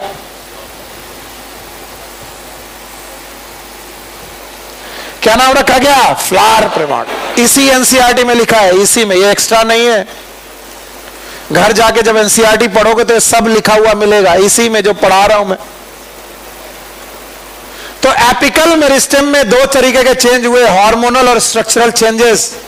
Hormonal और स्ट्रक्चरल चेंजेस आने की वजह से वहां एक स्ट्रक्चर बना, नाम बताओ? Flower primordia. फिर से बोलो। प्रिमोर्डिया उन टिश्यू को बोलते हैं जो डेस्टिनी जिनकी क्लियर हो गई है, जिनका भाग्य पता चल चुका है कि वो अब क्या बनाएंगे। फ्लावर प्रिमोर्डिया आगे चल के क्या बनाएगा? फ्लावर। अगर लीफ प्रिमोर्डिया होता तो, अगर ब्रांच प्रिमोर्डिया होता तो ब्रांच। पक्का? और ये फ्लावर प्रिमोर्डिया आगे चल के बनाएंगे बड्स। क्या बनाएंगे? बड्स। और इन बड्स में होगा एंथेसिस, कलियां खिलती हैं। जैसे ही एंथेसिस होगा आपको एक स्ट्रक्चर दिखाई पड़ेगा, और ये बड जब एंथेसिस करेगी तो आपके सामने एक स्ट्रक्चर दिखाई पड़ेगा। उस स्ट्रक्चर में सबसे बाहर मिलेगा कैलिक्स। फिर से बोलो, कैलिक्स। कैलिक्स के बाद आपको उसमें मिलेगा कोरोला। करेला, कोरोला। भाई जवाब दो तभी मजा आएगा। सबसे बाहर कैलिक्स, फिर कोरोला। कोरोला के बाद आपको उसमें मिलेगा एंड्रूसियम। बोलो क्या मिलेगा? एंड्रूसियम। एंड्रूसियम मिलेगा, और एंड्रूसियम के बाद आपको उसके अंदर मिलेगी गायनीसियम। तो कम से कम इतना रट्टा मार लो, जो तुमको सुनने में अच्छा लग रहा मैंने वही पढ़ा दिया। It is androecium, it is gynoecium. बुलवा तो मैं वो लूंगा जो मुझे बुलवाना है, पर भैया जिस तरीके से तुम चाहो वैसे बुलवा ले रहा हूं। चलो, साइंटिस्ट का नाम गोएथे। गोएथे ने कहा फ्लावर इज मॉडिफाइड सूट। क्या आप एपिकल मेरिस्टम पे गए? दो चेंजेस आए, नंबर 1 हार्मोनल, नंबर 2 स्ट्रक्चरल। इन चेंजेस से फ्लावर प्रिमोर्डिया बनी, प्रिमोर्डिया से बड बनी, बड खिल गई, 4 स्ट्रक्चर बने सबसे बाहर। फिर कैलिक्स एक चक्र का नाम है जिसकी प्रत्येक बेटा सेल का, प्रत्येक लीफ का नाम है सेपल। पेटल की सेपल, शाबाश। कोरोला की प्रत्येक लीफ का नाम है पेटल। बोलो क्या नाम है? पेटल। तो बताओ कैलिक्स की प्रत्येक लीफ सेपल। सोचो अपने सामने, दिमाग में गुड़हल का फूल लाओ। हरी हरी पत्तियां जो सबसे पहली हैं वो कौन है? कैलिक्स। और कैलिक्स की हर एक पत्ती। फिर लाल लाल पत्तियां जो है वो कौन है? कोरोला। उसकी हर एक पत्ती पेटल। उसके बाद है एंड्रूसियम। बोलो क्या है? एंड्रू। और एंड्रूसियम की हर एक पत्ती का नाम है स्टैमेन। बोलो क्या नाम है? वाह मेरे बच्चे, क्या नाम है? स्टैमेन। और गायनीसियम की हर एक पत्ती का नाम है कार्पेल। बोलो क्या नाम है? कार्पेल। इतना पढ़ा दो यार, बस पढ़ा दोगे? इसमें तो मैंने कोई रॉकेट साइंस नहीं पढ़ाई। बताओ, सबसे बाहर का चक्र, फिर बताओ सेपल किसकी पत्तियों का नाम है? कैलिक्स। पेटल, एंड्रूसियम, एंड्रूसियम की पत्तियां स्टैमेन, गायनीसियम की पत्तियां कार्पेल। पक्का? अब देखना ध्यान से, मैं स्टेमेन को एक दूसरे नाम से भी जानता हूं। Stamen is also known as microsporophyll. बोलो क्या नाम है? Microsporophyll. And the carpel is also known as megasporophyll. अगर मैं ऐसे पढ़ाऊंगा आप थक जाओगे, आप थक जाओगे। लेकिन मैं ऐसे पढ़ाऊं कि अगर कभी भी आपको क्या मिल जाए, बोलो क्या मिल जाए? स्पोरोफाइट। क्या मिल जाए? उसमें क्या ढूंढो? रूट। क्या ढूंढो? स्टेम। क्या ढूंढो? लीफ। जब ये मिल जाए तो क्या ढूंढो? अब आवाज नहीं आ रही। और स्पोरोफिल कितने प्रकार की? दो। एक कौन? माइक्रोस्पोरोफिल और एक मेगास्पोरोफिल। और ये माइक्रोस्पोरोफिल मेगास्पोरोफिल यहीं कहीं मिलेंगे कि फ्लावर में? फ्लावर में। इसका मतलब फ्लावर वो जगह है जहां पर आगे का प्रोसेस होगा। आगे का प्रोसेस क्या होगा? स्पोरोफिल में, फिर से बोलो, स्पोरेंजिया में स्पोरोजिनस टिश्यू, उसमें स्पोर मदर सेल, उनमें मियास, उनमें स्पोर जर्मिनेट होंगे, गैमीट बनाएंगे, गैमीटोफाइट, गैमीटो। इनका नाम है पॉलन ग्रेन। क्या नाम है? Pollen grain. इनका नाम है एम्ब्रियो सैक। क्या नाम है? एम्ब्रियोस। तो बताओ, पॉलन ग्रेन और embryo sac are gametes. Gametophyte. इसका मतलब इन स्पोरोफाइट में पहले क्या बनेगा? गैमीटोफाइट। और गैमीटोफाइट में गैमीट। वन स्टेप प्रोसेस की टू स्टेप। अभी भी नहीं आया? आप कोई और तरीका सिखाएं? इतने में आया? आया? तो आप बताओ, एंड्रूसियम, ये जो कौन है? इसकी पत्ती का नाम, इसकी स्लीव का नाम माइक्रोस्पोरोफिल। तो बताओ, इस माइक्रोस्पोरोफिल से जो स्पोर बनेगा, नाम बताओ भैया, बता दो। माइक्रो। और माइक्रोस्पोर से जो गैमीटोफाइट बनेगा वो मेल की फीमेल? मेल गैमीटोफाइट बने। गैमीट की गैमीटोफाइट, गैमीटोफाइट। तो इसी तरीके से मेगा स्पोरोफिल से क्या बनेगा? Mega spore. फिर से बोलो। और मेगा स्पोर से फीमेल गैमीट की गैमीटोफाइट, गैमीटो। तो बताओ, गैमीट बनेगा कि गैमीटोफाइट? गैमीटो। तो बताओ, मेल गैमीटोफाइट, फीमेल गैमीटोफाइट किस में बनेंगे? स्पोरो। इसका मतलब गैमीटोफाइट इज डिपेंडेंट अपॉन, चाहे कितना पढ़ा लो, उल्लू जैसा देखोगे हमारी तरफ। और यहीं पर हम हारते हैं। हम कितना भी अच्छा पढ़ा लें, इसके बाद तुम्हारा जो क्वेश्चन वाली निगाहें होती हैं हमको घबरा देती हैं कि पता नहीं कुछ आया कि नहीं आया। बताओ भैया का नाम। और भैया ने बना क्या दिए?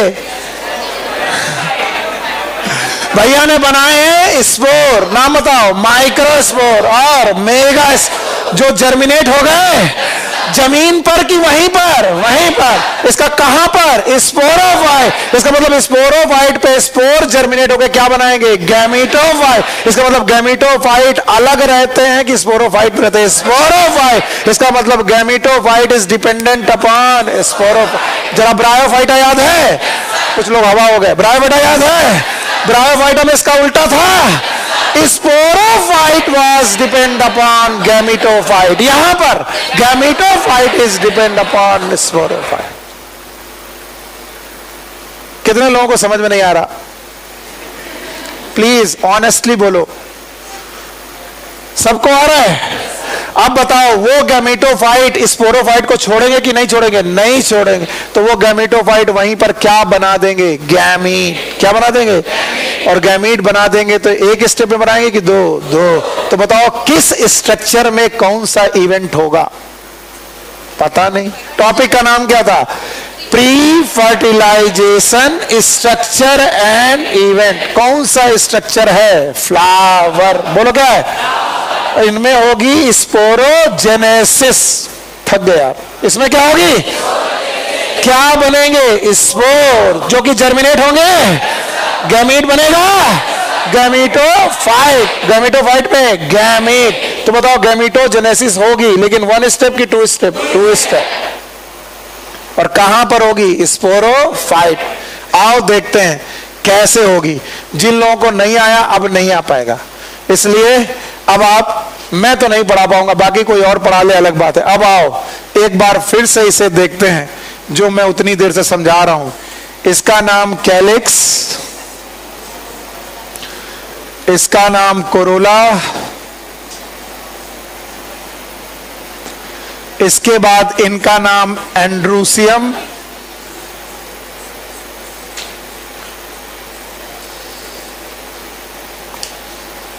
और सबसे सेंटर वाले का नाम गाइनोस।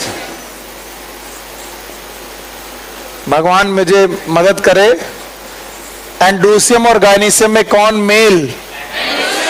हाँ, एंड्रोसियम। कौन? फीमेल। अगर सच में नहीं जवाब दे पाए तो मैं हार गया हूं, बस इतना समझ लो, और मैं हार मान लूंगा जवाब नहीं दे पाए तो। Gynoecium is for gamete formation की spore formation, androecium is for gamete formation. बंदा गैमीटोफाइट है कि स्पोरोफाइट? इसका मतलब flower is the part of. तो क्या ये स्पोर बनाने आए हैं? बस अब सुकून है मुझे। बताओ, गाइनीशियम गैमीट बनाएगा कि स्पोर? एंड्रोसियम भी। ये माइक्रोस्पोर बनाएंगे, ये मेगा स्पोर बनाएंगे, पक्का? इसलिए androecium is the reproductive organ for spore और gamete, gynoecium is the reproductive organ for spore. पल्ले पड़ा? इनमें से कोई भी रिप्रोडक्टिव ऑर्गन गैमीट नहीं बनाए। क्या बनाएगा? स्पोर, जिससे क्या बनेंगे? गैमीटोफाइट। उनमें क्या बनेंगे? गैमीट। अब आगे बढ़े तो चलो पहले एंड्रोसियम को पढ़ने की कोशिश करते हैं डिटेल में। डिटेल में पढ़ने की कोशिश करते हैं एंड्रोसियम। चलिए, androecium is the part of sporophyte. ये स्पोरोफाइट का पार्ट है। इसमें कोई गलत बात कही लिखी मैंने? पता नहीं, आप याद रखेंगे। Androecium is also known as male reproductive organ of flower. Male reproductive organ of flower.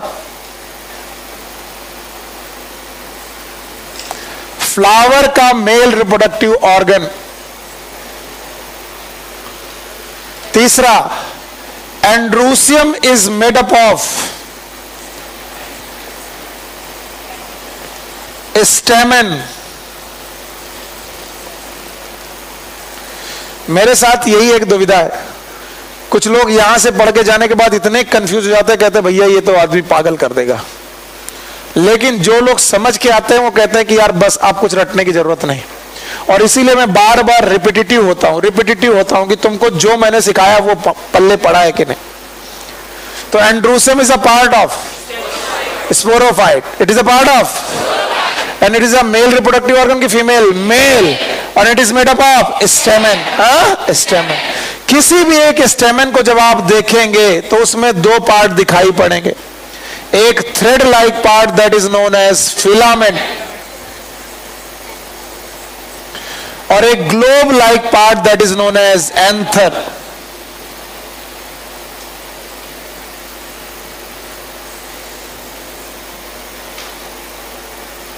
एक thread like part that is known as filament और एक globe like part that is known as anther. और मैं हर बार बच्चों से कहता हूं कि ये फिलामेंट और एंथर को एज्यूम करो कि कहां पर है। चलिए एज्यूम करते हैं। ये रहा थैलमस, बाकी चीजें मैं बनाऊंगा नहीं, आपको बतानी पड़ेंगी तभी बनाऊंगा मैं। इस थैलमस से सबसे बाहर कैलेक्स, फिर Corolla. Thank you very much. इसके बाद एंड्रोसियम, एंड्रोसियम में ये एंथर, बोलो क्या है, और ये फिलामेंट। तो फिलामेंट कहां पर अटैच होगा? थैलमस। फिर से बोलो। लेकिन फिलामेंट के दो एंड, एक एंड को बोलेंगे प्रॉक्सिमल और एक एंड को बोलेंगे डिस्टल। पहले इसे समझो। ये मेरा हाथ है, दिस, ये मेरी एक्सिस ऑफ बॉडी है। एक्सिस ऑफ बॉडी के पास जो हाथ का हिस्सा है दैट इज प्रॉक्सिमल। बोलो क्या ये? प्रॉक्सिमल। और जो दूर का हिस्सा है, डिस्टेंट का हिस्सा है, डिस्टल। फिर से बोलो। डिस्टल मतलब डिस्टेंस। तो बताओ ये वाला पोर्शन, ये वाला, मान लीजिए एक्सिस का नाम है थैलमस, एक्सिस का नाम है थैलमस, और ये है स्टेमन। क्या है? स्टेमन। तो बताओ स्टेमन का ये वाला पार्ट, और ये वाला पार्ट डिस्टल। नहीं आया? तो बताओ कौन सा पोर्शन है जो थैलमस से अटैच होगा? पता ही नहीं। ये पास वाला, P से पास, P से प्रॉक्सिमल, D से डिस्टेंस, D से डिस्टल। नहीं आया? बताओ बताओ, फिलामेंट के कितने हिस्से? दो। कितने एंड? दो। पहला प्रॉक्सिमल, दूसरा। तो बताओ प्रॉक्सिमल एंड ये वाला है कि ये वाला? पक्का? और proximal and is attached with thalamus.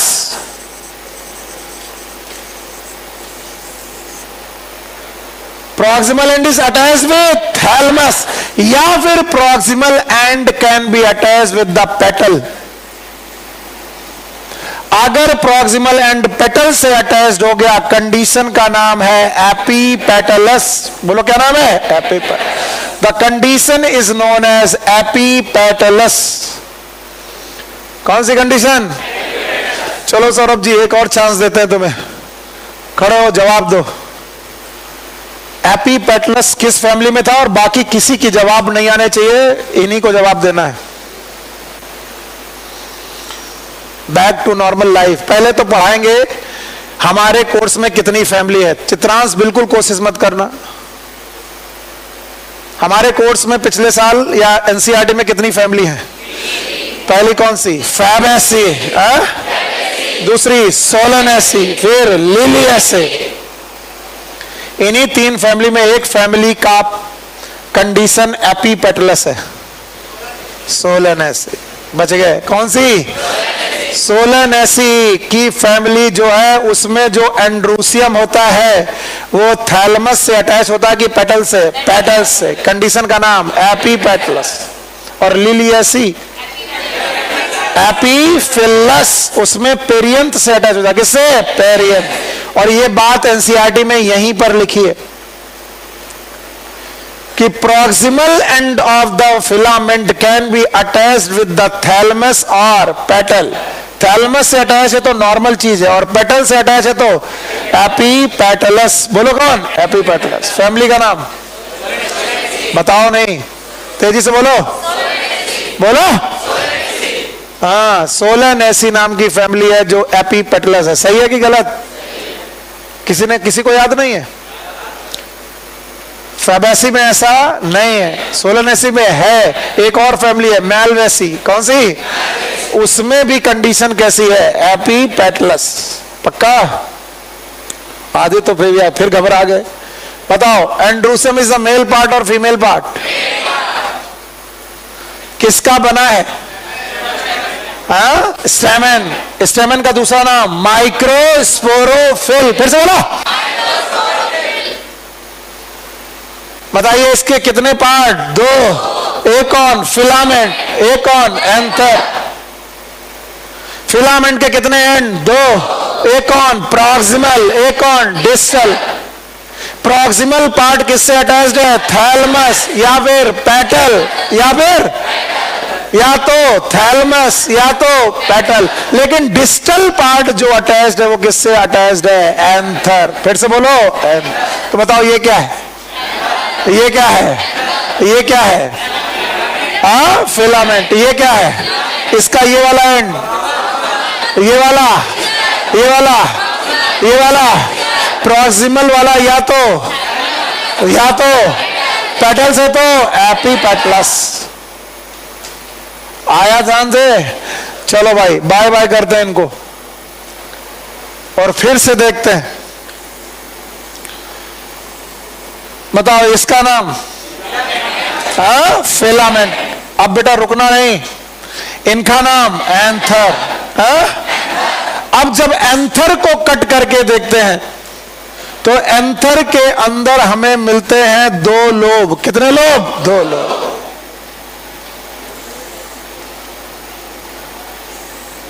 यानी एंथर को जब कट करके देखेंगे तो उसके अंदर मिलेंगे दो लोब। कंडीशन का नाम है बाइलोब।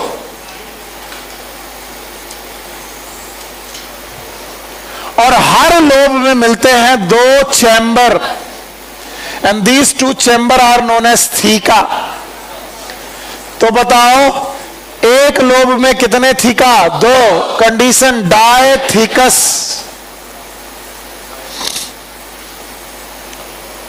और काकादेव कोचिंग मंडी में जैसे ही मैं ये पढ़ाता हूं, बहुत सारे लोग आपको कंफ्यूज करते हैं कि सर ने आपको गलत पढ़ा दिया।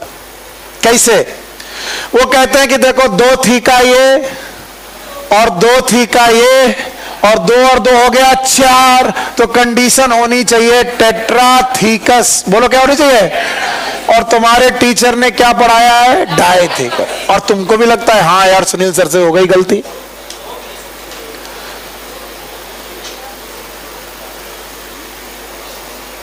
एंथर को जब भी कट करोगे, आपको कट करने के अंदर के बाद 2 बड़े बड़े लोब मिलेंगे। Condition bi lobe.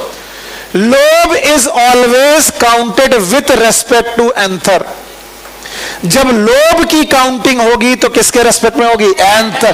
पूरे एंथर में कितने लोब? कितने? 2। But theca will be always counted with respect to lobe. एक लोब में कितने थीका? बताओ, एक लोब में कंडीशन डायथीकस। तो इस लोब में भी 2 थीका, कंडीशन डायथीकस। तो theca can not be calculated with respect to anther, otherwise इस कंडीशन का नाम क्या होगा? टेट्राथीकस। बताओ ये कंडीशन टेट्राथीकस है कि डायथीकस? डायथीकस। एक फैमिली हुई, इस फैमिली का नाम है मैलवेसी। आपके कोर्स में नहीं है, ध्यान से सुनिए।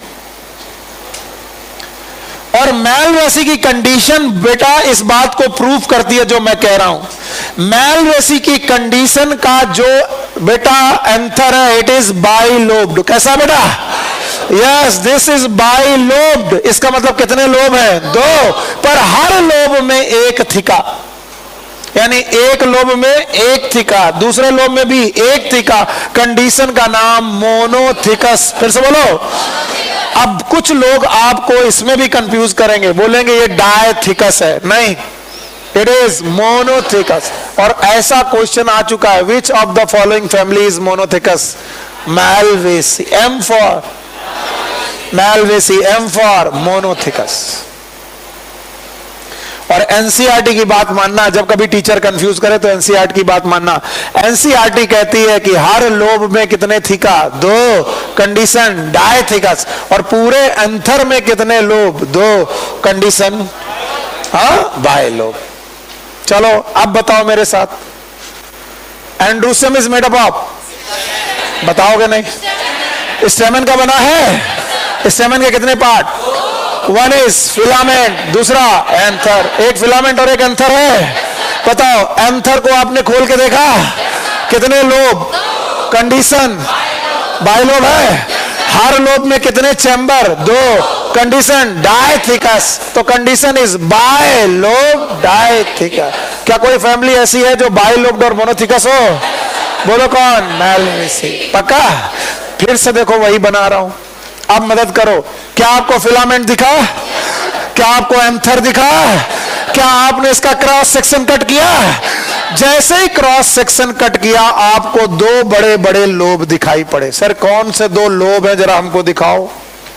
सर यहां से लेकर के यहां 1 लोब और यहां 1। कंडीशन बाइल। और इन लोब में ये जो स्ट्रक्चर हैं, these are theca, these are theca, again these are theca, और ये वाले भी थीका। तो एक लोब में कितने थीका? 2। इस लोब में कितने थीका? 2। और इन सारे थीका को आपस में जोड़ने वाला स्ट्रक्चर कनेक्टिव। कनेक्टिव।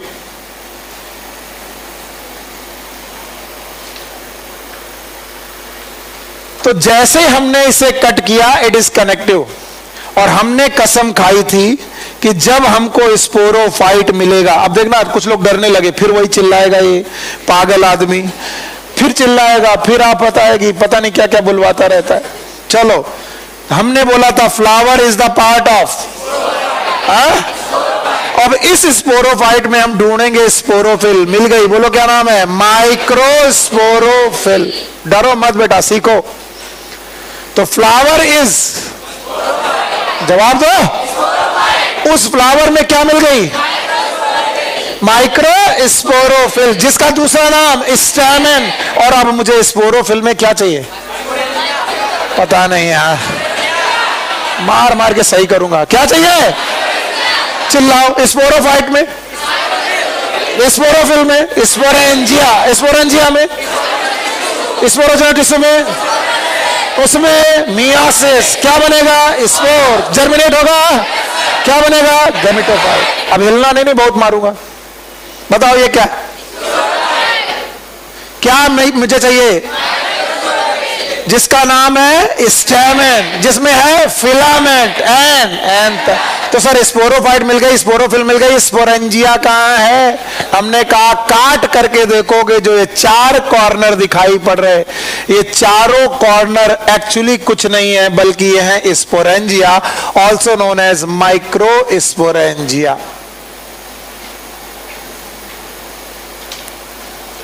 अब कुछ लोग को समझ में नहीं आ रहा कि माइक्रो स्पोरेंजिया है कहां है? माइक्रोस्पोरेंजिया कहां है? एंथर। तो एंथर में कितनी माइक्रोस्पोरेंजिया? 4। और अगर मेलवेसी होती तो कितनी होती? 2। अब दिमाग चल रहा है इसका मतलब। अब अगर ये सब की सब माइक्रोस्पोरेंजिया हैं तो सर हम भूले नहीं है कि स्पोरोफाइट में स्पोरोफिल, स्पोरोफिल में स्पोरेंजिया, स्पोरेंजिया में स्पोरोजिनस टिश्यू। इसका मतलब यहां कहीं क्या होगा? स्पोरोजिनस। और जैसे ही हम स्पोरोजिनस टिश्यू ढूंढने लगे हमें क्या क्या मिला? देखो क्या क्या मिला। सबसे बाहर मिली एपिडर्मिस,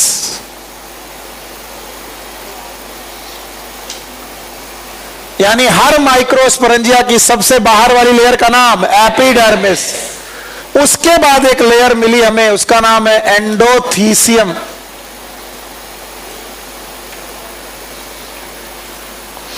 एंडोथीसियम के बाद भी हमें एक टिश्यू मिला जिसका नाम है मिडिल लेयर।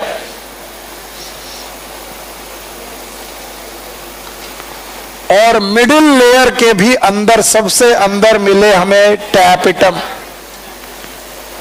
सर तो हार गए, स्पोरोजिनस टिश्यू मिले ही नहीं, सर को कुछ नहीं आता। बताओ माइक्रोस्पोरेंजिया में हम ढूंढने क्या निकले थे? माइक्रोस्पोरोजिनस टिश्यू। वो तो नहीं मिला, लेकिन कितने लोग मिल गए? 4। बोलो कौन? Epidermis, endothecium, middle layer, tapetum. खैर जो मिला हम उसी से काम चलाने लगे। Epidermis, endothecium, middle layer, they are protection, they are for protection. ये प्रोटेक्शन करती हैं। And tapetum is for nourishment. अगर मैं तुम्हारी जगह होता तो मुझे तुरंत शक हो जाता कि यहां ऐसा कौन सा राजकुमार रहता है, ऐसे कौन से राजा रहते हैं जिन्होंने इतनी सुरक्षा और इतना सारा खाना है। बताओ सुरक्षा में epidermis, endothecium, middle layer, tapetum. बताओ कितने लोग प्रोटेक्शन? तीनों के नाम याद है? बोलो कौन? Epidermis, endothecium, middle layer, tapetum भी। Tapetum is for nourishment. Protection के लिए कितने? 3। याद रहेगा?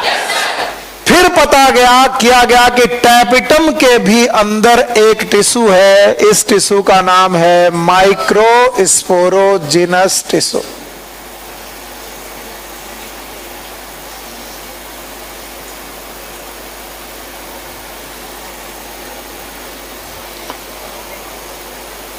यस सर, पूरी कहानी पूरी हो रही थी जो आपने सिखाई है। बोलो स्पोरोफाइट में माइक्रोस्पोरोफिल, माइक्रोस्पोरोफिल में माइक्रोस्पोरेंजिया में माइक्रोस्पोरोजिनस टिश्यू, माइक्रोस्पोरोजिनस।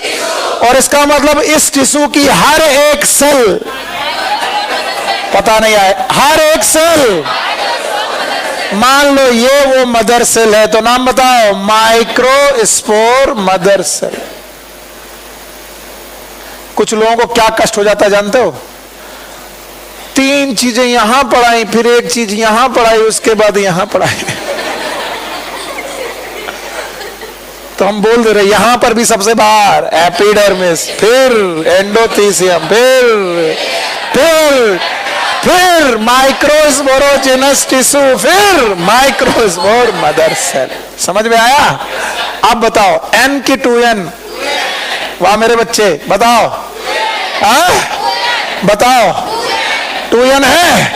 बताओ ये सब 2N, तो ये भी और ये मम्मी भी मम्मी का नाम माइक्रोस्पोर मदर सेल।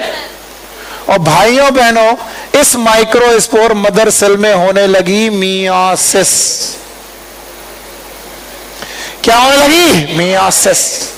और एक मम्मी ने मियोसिस की तो 4 डॉटर पैदा की। मियोसिस में कितनी सेल?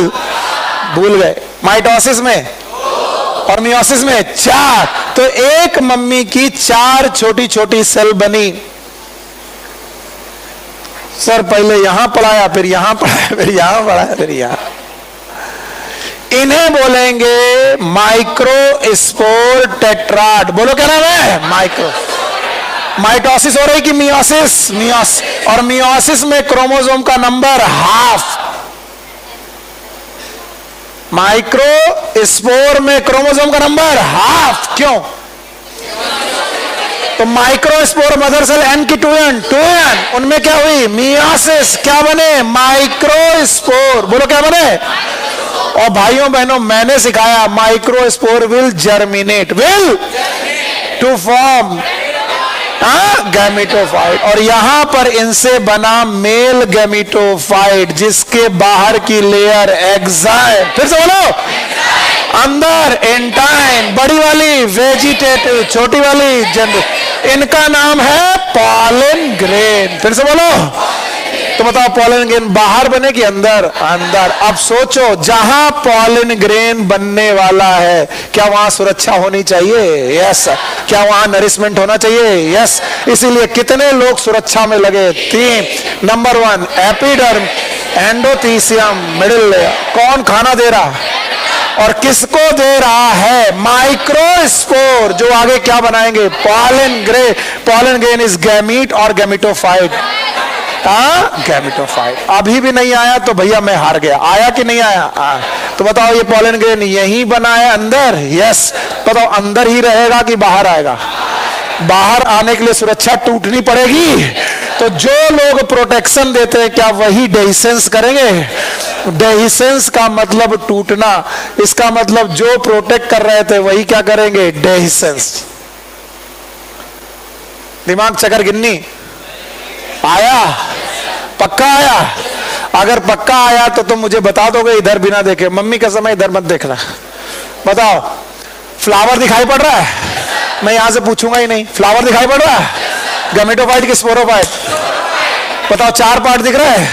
सबसे बाहर कैलिक्स, फिर कैलिक्स की पत्ती का नाम सेपल, कोरोला का पेटल, एंड्रोसियम का, और बेटा गाइनिसियम का। मैंने मेल पढ़ाया कि female? Male is gynoecium. Male is androecium. Androecium is a part of gametophyte की स्पोरोफाइट। स्पोरोफाइट। क्या मुझे स्पोरोफिल ढूंढनी है? Androecium is made up of stamen. फिर से बोलो। क्या ये माइक्रोस्पोरोफिल है? कितने पार्ट? एक कौन? फिलामेंट। दूसरा फिलामेंट के कितने एंड? 2। एक कौन? प्रॉक्सिमल। एक कौन? Proximal is attached with thalamus और पेटल।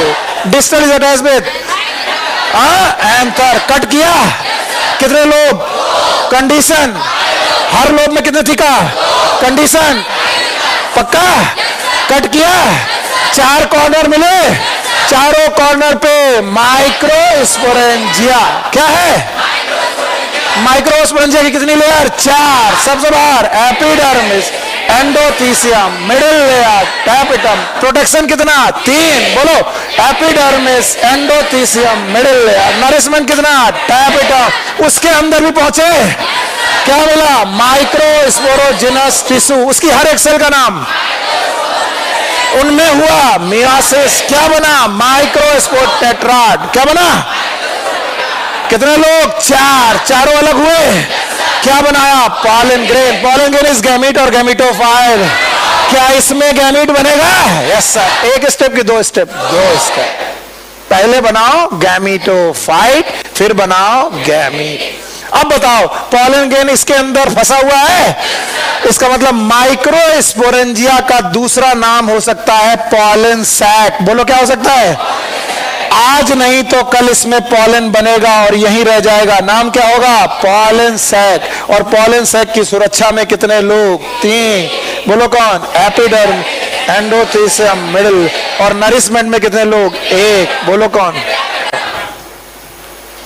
नहीं आया? रट्टा मारा? देखना, मैंने केवल तुम्हें यही सिखाया कि स्पोरोफाइट में, हे भगवान, स्पोरोफाइट में अगर ये पकड़ रख लोगे ना बेटा, तो ये चैप्टर अपने जेब में रख के चलोगे और दूसरों को पढ़ाओगे। कोई रोता भी लगता आगे, यार sexual reproduction in flowering plant नहीं पढ़ रहा, तुमने ऐसे जेब से निकाला। बोलो स्पोरोफाइट। स्पोरोफाइट में, स्पोरोफिल में, स्पोरेंजिया में, उसमें उससे वो करेगा जर्मिनेट। क्या बनाएगा? गैमेटोफाइट। वो बनाएगा गैमीट, उनका होगा फर्टिलाइजेस, उससे होगा जायगोट, उससे होगा एम्ब्रियो, वो करेगा जर्मिनेट, बनाएगा स्पोरोफाइट, उसमें होगी स्पोरोफिल, उसमें होगी स्पोरेंजिया। फिर से वही। नहीं आया? आया? रट्टा है? रट्टा है? नहीं। अब कुछ बातें एक बार फिर से सीख लो। रटना नहीं है, बिल्कुल नहीं रटना है। और ये बात हम लोग प्रूव करेंगे कि हम लोग को रटना नहीं है। बताओ कितने कॉर्नर के? चारों कॉर्नर पे कौन भाई साहब?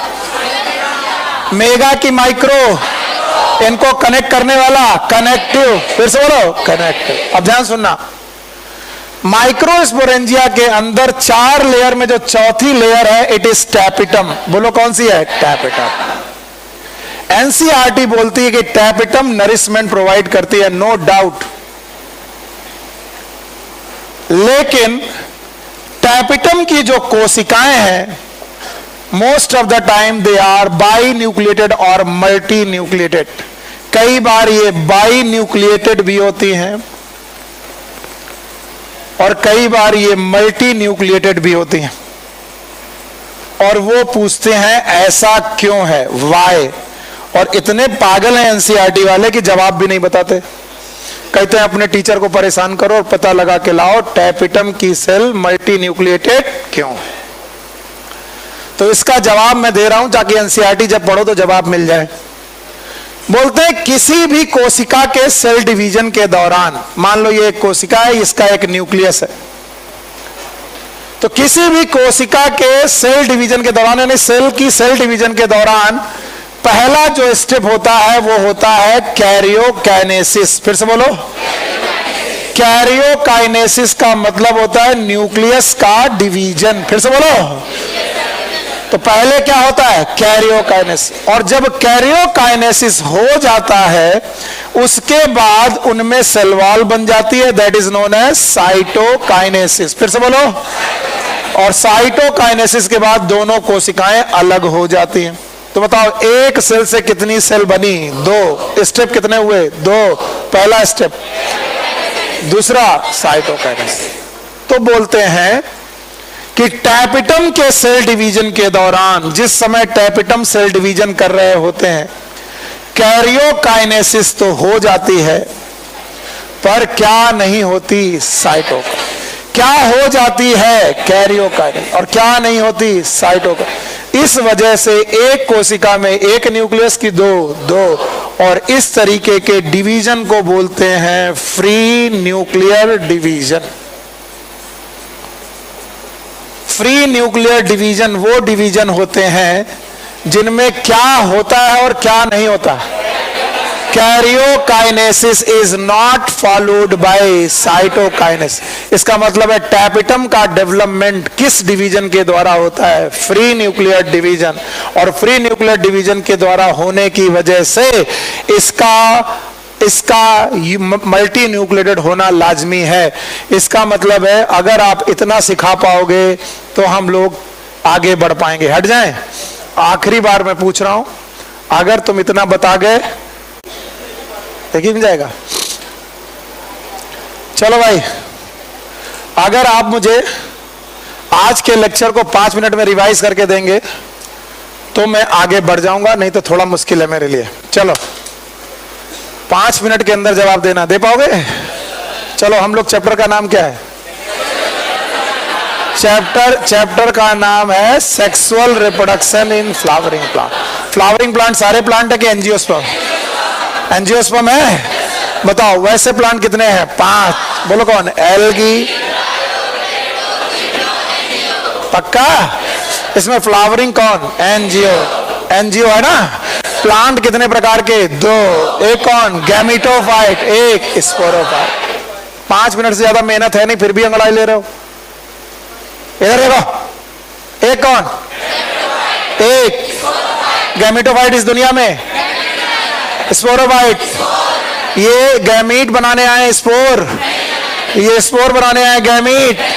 गैमेटोफाइट से गैमीट बनेंगे, फर्टिलाइजेशन होगा, जाइगोट बनेगा, माइटोसिस होगी, एम्ब्रियो बनेगा, जर्मिनेट होगा, स्पोरोफाइट बनेगा, रूट होगा, स्टेम होगा, लीफ होगा। रुक जाओगे क्या? स्पोरोफिल ढूंढोगे, स्पोरेंजिया ढूंढोगे, स्पोरोजेनस टिश्यू ढूंढोगे, स्पोर मदर सेल ढूंढोगे, मियोसिस होगी, स्पोर बनेगा, जर्मिनेट होगा, गैमेटोफाइट बनाएगा, गैमीट बनेंगे, फर्टिलाइज होंगे, जाइगोट बनेगा, कहानी चलती रहेगी। ऐसा एंजियोस्पर्म इस स्पोरोफाइट की गैमेटोफाइट। स्पोरोफाइट है, रूट है, स्टेम है, लीफ है, फ्लावर है। क्या 2 चेंजेस आए हैं? Structural and hormonal. Hormonal and और स्ट्रक्चरल और हार्मोनल चेंजेस आने की वजह से प्रिमोर्डिया बनी है। नाम बताओ? Flower, primordia. बड बनी है, एंथेसिस हुई है, फ्लावर बना है। कितने चक्र? सबसे बाहर calyx, corolla, androecium, gynoecium. Male is, female is. Male पकड़ा, एंड्रोसियम नाम है। स्टैमेन बना है, स्टैमेन इज माइक्रोस्पोरोफिल। कितने पार्ट? 2। एक कौन? फिलामेंट, एक कौन? एंथर। पक्का? फिलामेंट के कितने एंड? 2। एक कौन? प्रॉक्सिमल, एक कौन? Distal. Proximal attach with thalamus या फिर petal, distal attach with anther. Cut किया, कितने लोग? कंडीशन। कितने थिका? कंडीशन। कट किया, कितने कॉर्नर? माइक्रोस्पोरेंजिया है, कितनी? 4 लेयर है। बोलो, epidermis, endothecium, middle layer, tapetum. Tapetum multi nucleated है क्योंकि फ्री न्यूक्लियर डिवीजन है। टैपेटम के अंदर टिश्यू मिलेंगे, नाम बताओ? माइक्रोस्पोरोजिनस टिश्यू मिलेंगे। सेल का नाम? Microspore mother cell. मियोसिस होगी, माइक्रोस्पोर बनेंगे। कितने? बाकी लोग 2n थे, माइक्रोस्पोर एन। क्या हुई? मियोसिस। जर्मिनेट होंगे, क्या बनेगा? Pollen grain. Pollen grain is male gametophyte की फीमेल में। क्या आपको पॉलन ग्रेन दिखा? Yes sir. पॉलन ग्रेन के बाहर की लाइन का नाम है एंटाइन की एक्साइन। एक्साइन। इतना बढ़िया पढ़ रहे हो कि बस क्या बताएं। अगर ऐसे पढ़ते रहे तो कौन सिलेक्शन रोकेगा? अंदर वाली लेयर का नाम एंटाइन। यह है पॉलन ग्रेन बाबू, पॉलन ग्रेन। और पॉलन ग्रेन इज गैमीट और गैमेटोफाइट। Gametophyte, gametophyte. और कौन सा गैमेटोफाइट? मेल की फीमेल में। अगर मेल गैमेटोफाइट है तो इसमें मेल गैमीट बनेंगे कि फीमेल? मेल। तो सबसे बाहर वाली लेयर का नाम एक्साइन, अंदर वाली एंटाइन। इसमें पोर प्रेजेंट है, that is known as germ pore. तो बताओ कौन कंटिन्यूअस है? एक्साइन के एंटाइन। और कौन डिसकंटिन्यूअस है? एक्साइन। पोर का नाम जर्म पोर। इसी से पॉलन ट्यूब निकलेगा। अब ध्यान सुनो, इसकी बड़ी वाली cell, this it is known as vegetative cell. This is also known as tube cell. आगे चल के पॉलन ट्यूब इसी से बनेगा, that's why it is known as vegetative cell. और इसकी छोटी वाली सेल का नाम it is known as generative cell.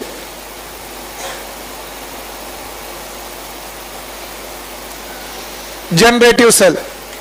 कुछ छोटी छोटी मगर मोटी बातें ध्यान सुनो। Exine is made up of a substance known as sporopollenin. Sporopollenin. एंटाइन is made up of cellulose and pectin.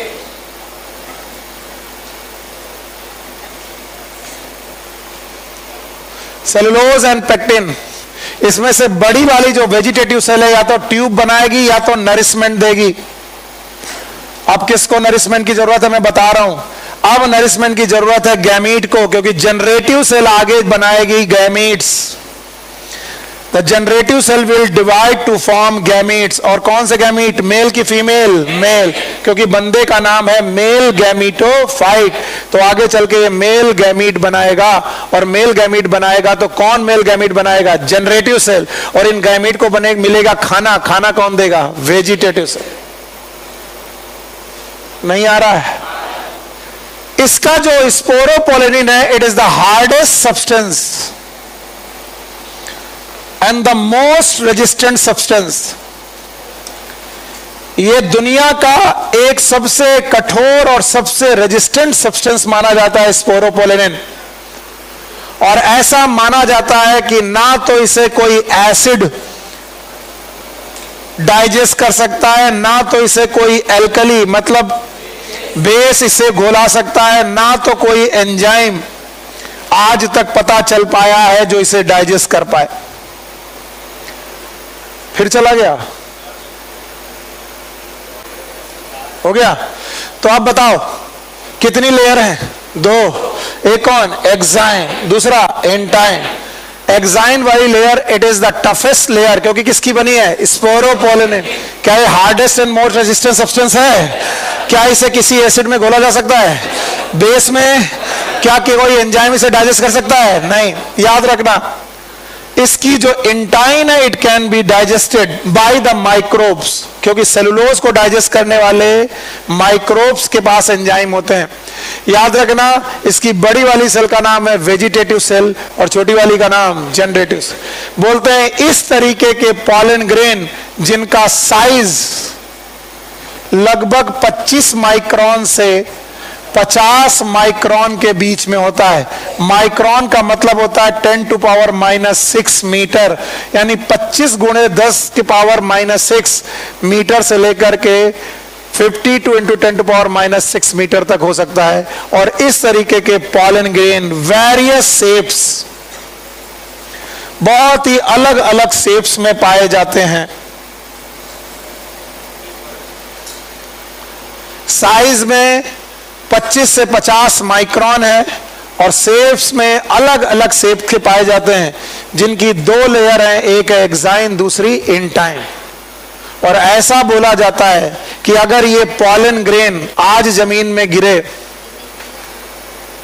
तो ये 100 साल बाद सब कुछ खत्म हो जाएगा, लेकिन क्या खत्म नहीं होगी? एक्साइन। और अगर एक्साइन नहीं खत्म होगी तो इसके मिलेंगे जीवाश्म। क्या मिलेंगे? जीवाश्म। तो बताओ इसके फॉसिल बनने का कारण क्या है? स्पोरोपोलिन। जैसे हम लोग मर जाएं लेकिन हड्डियां बच जाएं, ये क्या कहलाती हैं? फॉसिल। वैसे पॉलन ग्रेन मर जाए लेकिन क्या बच जाएगी? एक्साइन, क्योंकि एक्साइन को डाइजेस्ट कर पाना पॉसिबल नहीं है। और इस तरीके से पॉलन ग्रेन की ये कुछ कहानी है। बताओ, पॉलन ग्रेन इज गैमीट और गैमीटोफाइट।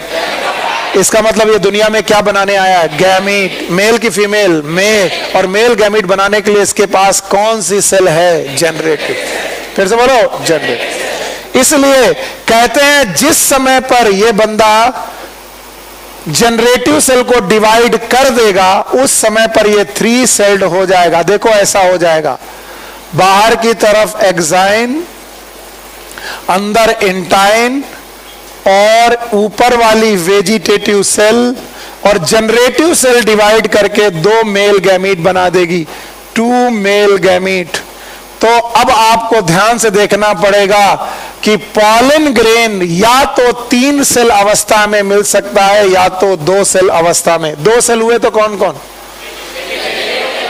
वेजिटेटिव और जनरेटिव। और अगर 3 सेल हुए तो कौन कौन? वेजिटेटिव और 2 मेल गैमीट। वेजिटेटिव और, तो या तो ये 2 सेल्ड हो सकता है या तो ये 3 सेल्ड होता है। और ये बनता कहां है? फैक्ट्री में। पढ़ाने में तो बड़ा मजा आता है, लेकिन जब पूछता हूं तो जवाब कुछ नहीं आता। ये दिख गया? खुश हो लिए? अब ध्यान से सुनो, ये बताओ क्या है? हाँ, फिलामेंट। ये क्या है? बताओ ये क्या है? लो। कंडीशन बायल। ये क्या है? थीका। क्या यहाँ पॉलन ग्रेन बना है? पॉलन ग्रेन का बाहर निकलना it is known as dehiscence. फिर से बोलो, डेहिसेंस। तो जिस समय डेहिसेंस हो रहा है, या तो पॉलन ग्रेन हो सकता है 2 सेल्ड, और या तो पॉलन ग्रेन हो सकता है 3 सेल। तो बोलते हैं मोर देन 60% केसेस में it is 2 cell, less than 40% cases में इट इज 3 सेल। तो जिस समय पॉलन ग्रेन एंथर से बाहर निकल रहा है, उस समय या तो उसमें 3 सेल हो सकती हैं, या तो उसमें 2 सेल। ये डिपेंड करेगा कि कौन सा प्लांट है और कैसे वो निकल रहे हैं। यस, आज का आखिरी पॉइंट यही पढ़ा करके मैं भेज रहा हूं, लेकिन कल जब आप आओगे तो बिना इसे रिवाइज करे हुए ना आना, वरना मुश्किल हो जाएगी। जाने के पहले इतना बोल दो, चलो पॉलन ग्रेन दिख गया? साइज 25 से 50 माइक्रोन। शेप एक जैसे कि वेरियस। वेरियस। क्या बाहर वाली लेयर दिख रही है? बोलो एक्साइन। अंदर वाली सेलुलोज की कौन बनी है? कॉन्टिन्यूअस कौन है? डिसकॉन्टिन्यूअस कौन है? गैप का नाम? हाँ, जर्मपोर। अंदर बड़ी वाली सेल का नाम? वेजिटेटिव। छोटी वाली का नाम? कौन गैमीट बनाएगी? जनरेटिव। कौन नरिशमेंट देगी? वेजिटेटिव। कभी कभी 2 सेल होगा, कभी कभी 3 सेल होगा। 2 सेल वाला 60% और 3 सेल वाला इसकी इंटाइन को डाइजेस्ट कर लेंगे। एक्साइन को डाइजेस्ट, एक्साइन किस मेडअप ऑफ? स्पोरोपोलन। एसिड में डाइजेस्ट, एल्कली में डाइजेस्ट, एंजाइम डाइजेस्ट। फॉसिल बनाएंगे तो पॉलन ग्रेन के फॉसिल होते हैं, क्योंकि पॉलन में हड्डियां पाई जाती हैं। फिर क्या इसमें स्पोरोपोलन पाया जाता है? Take care, good luck, bye bye.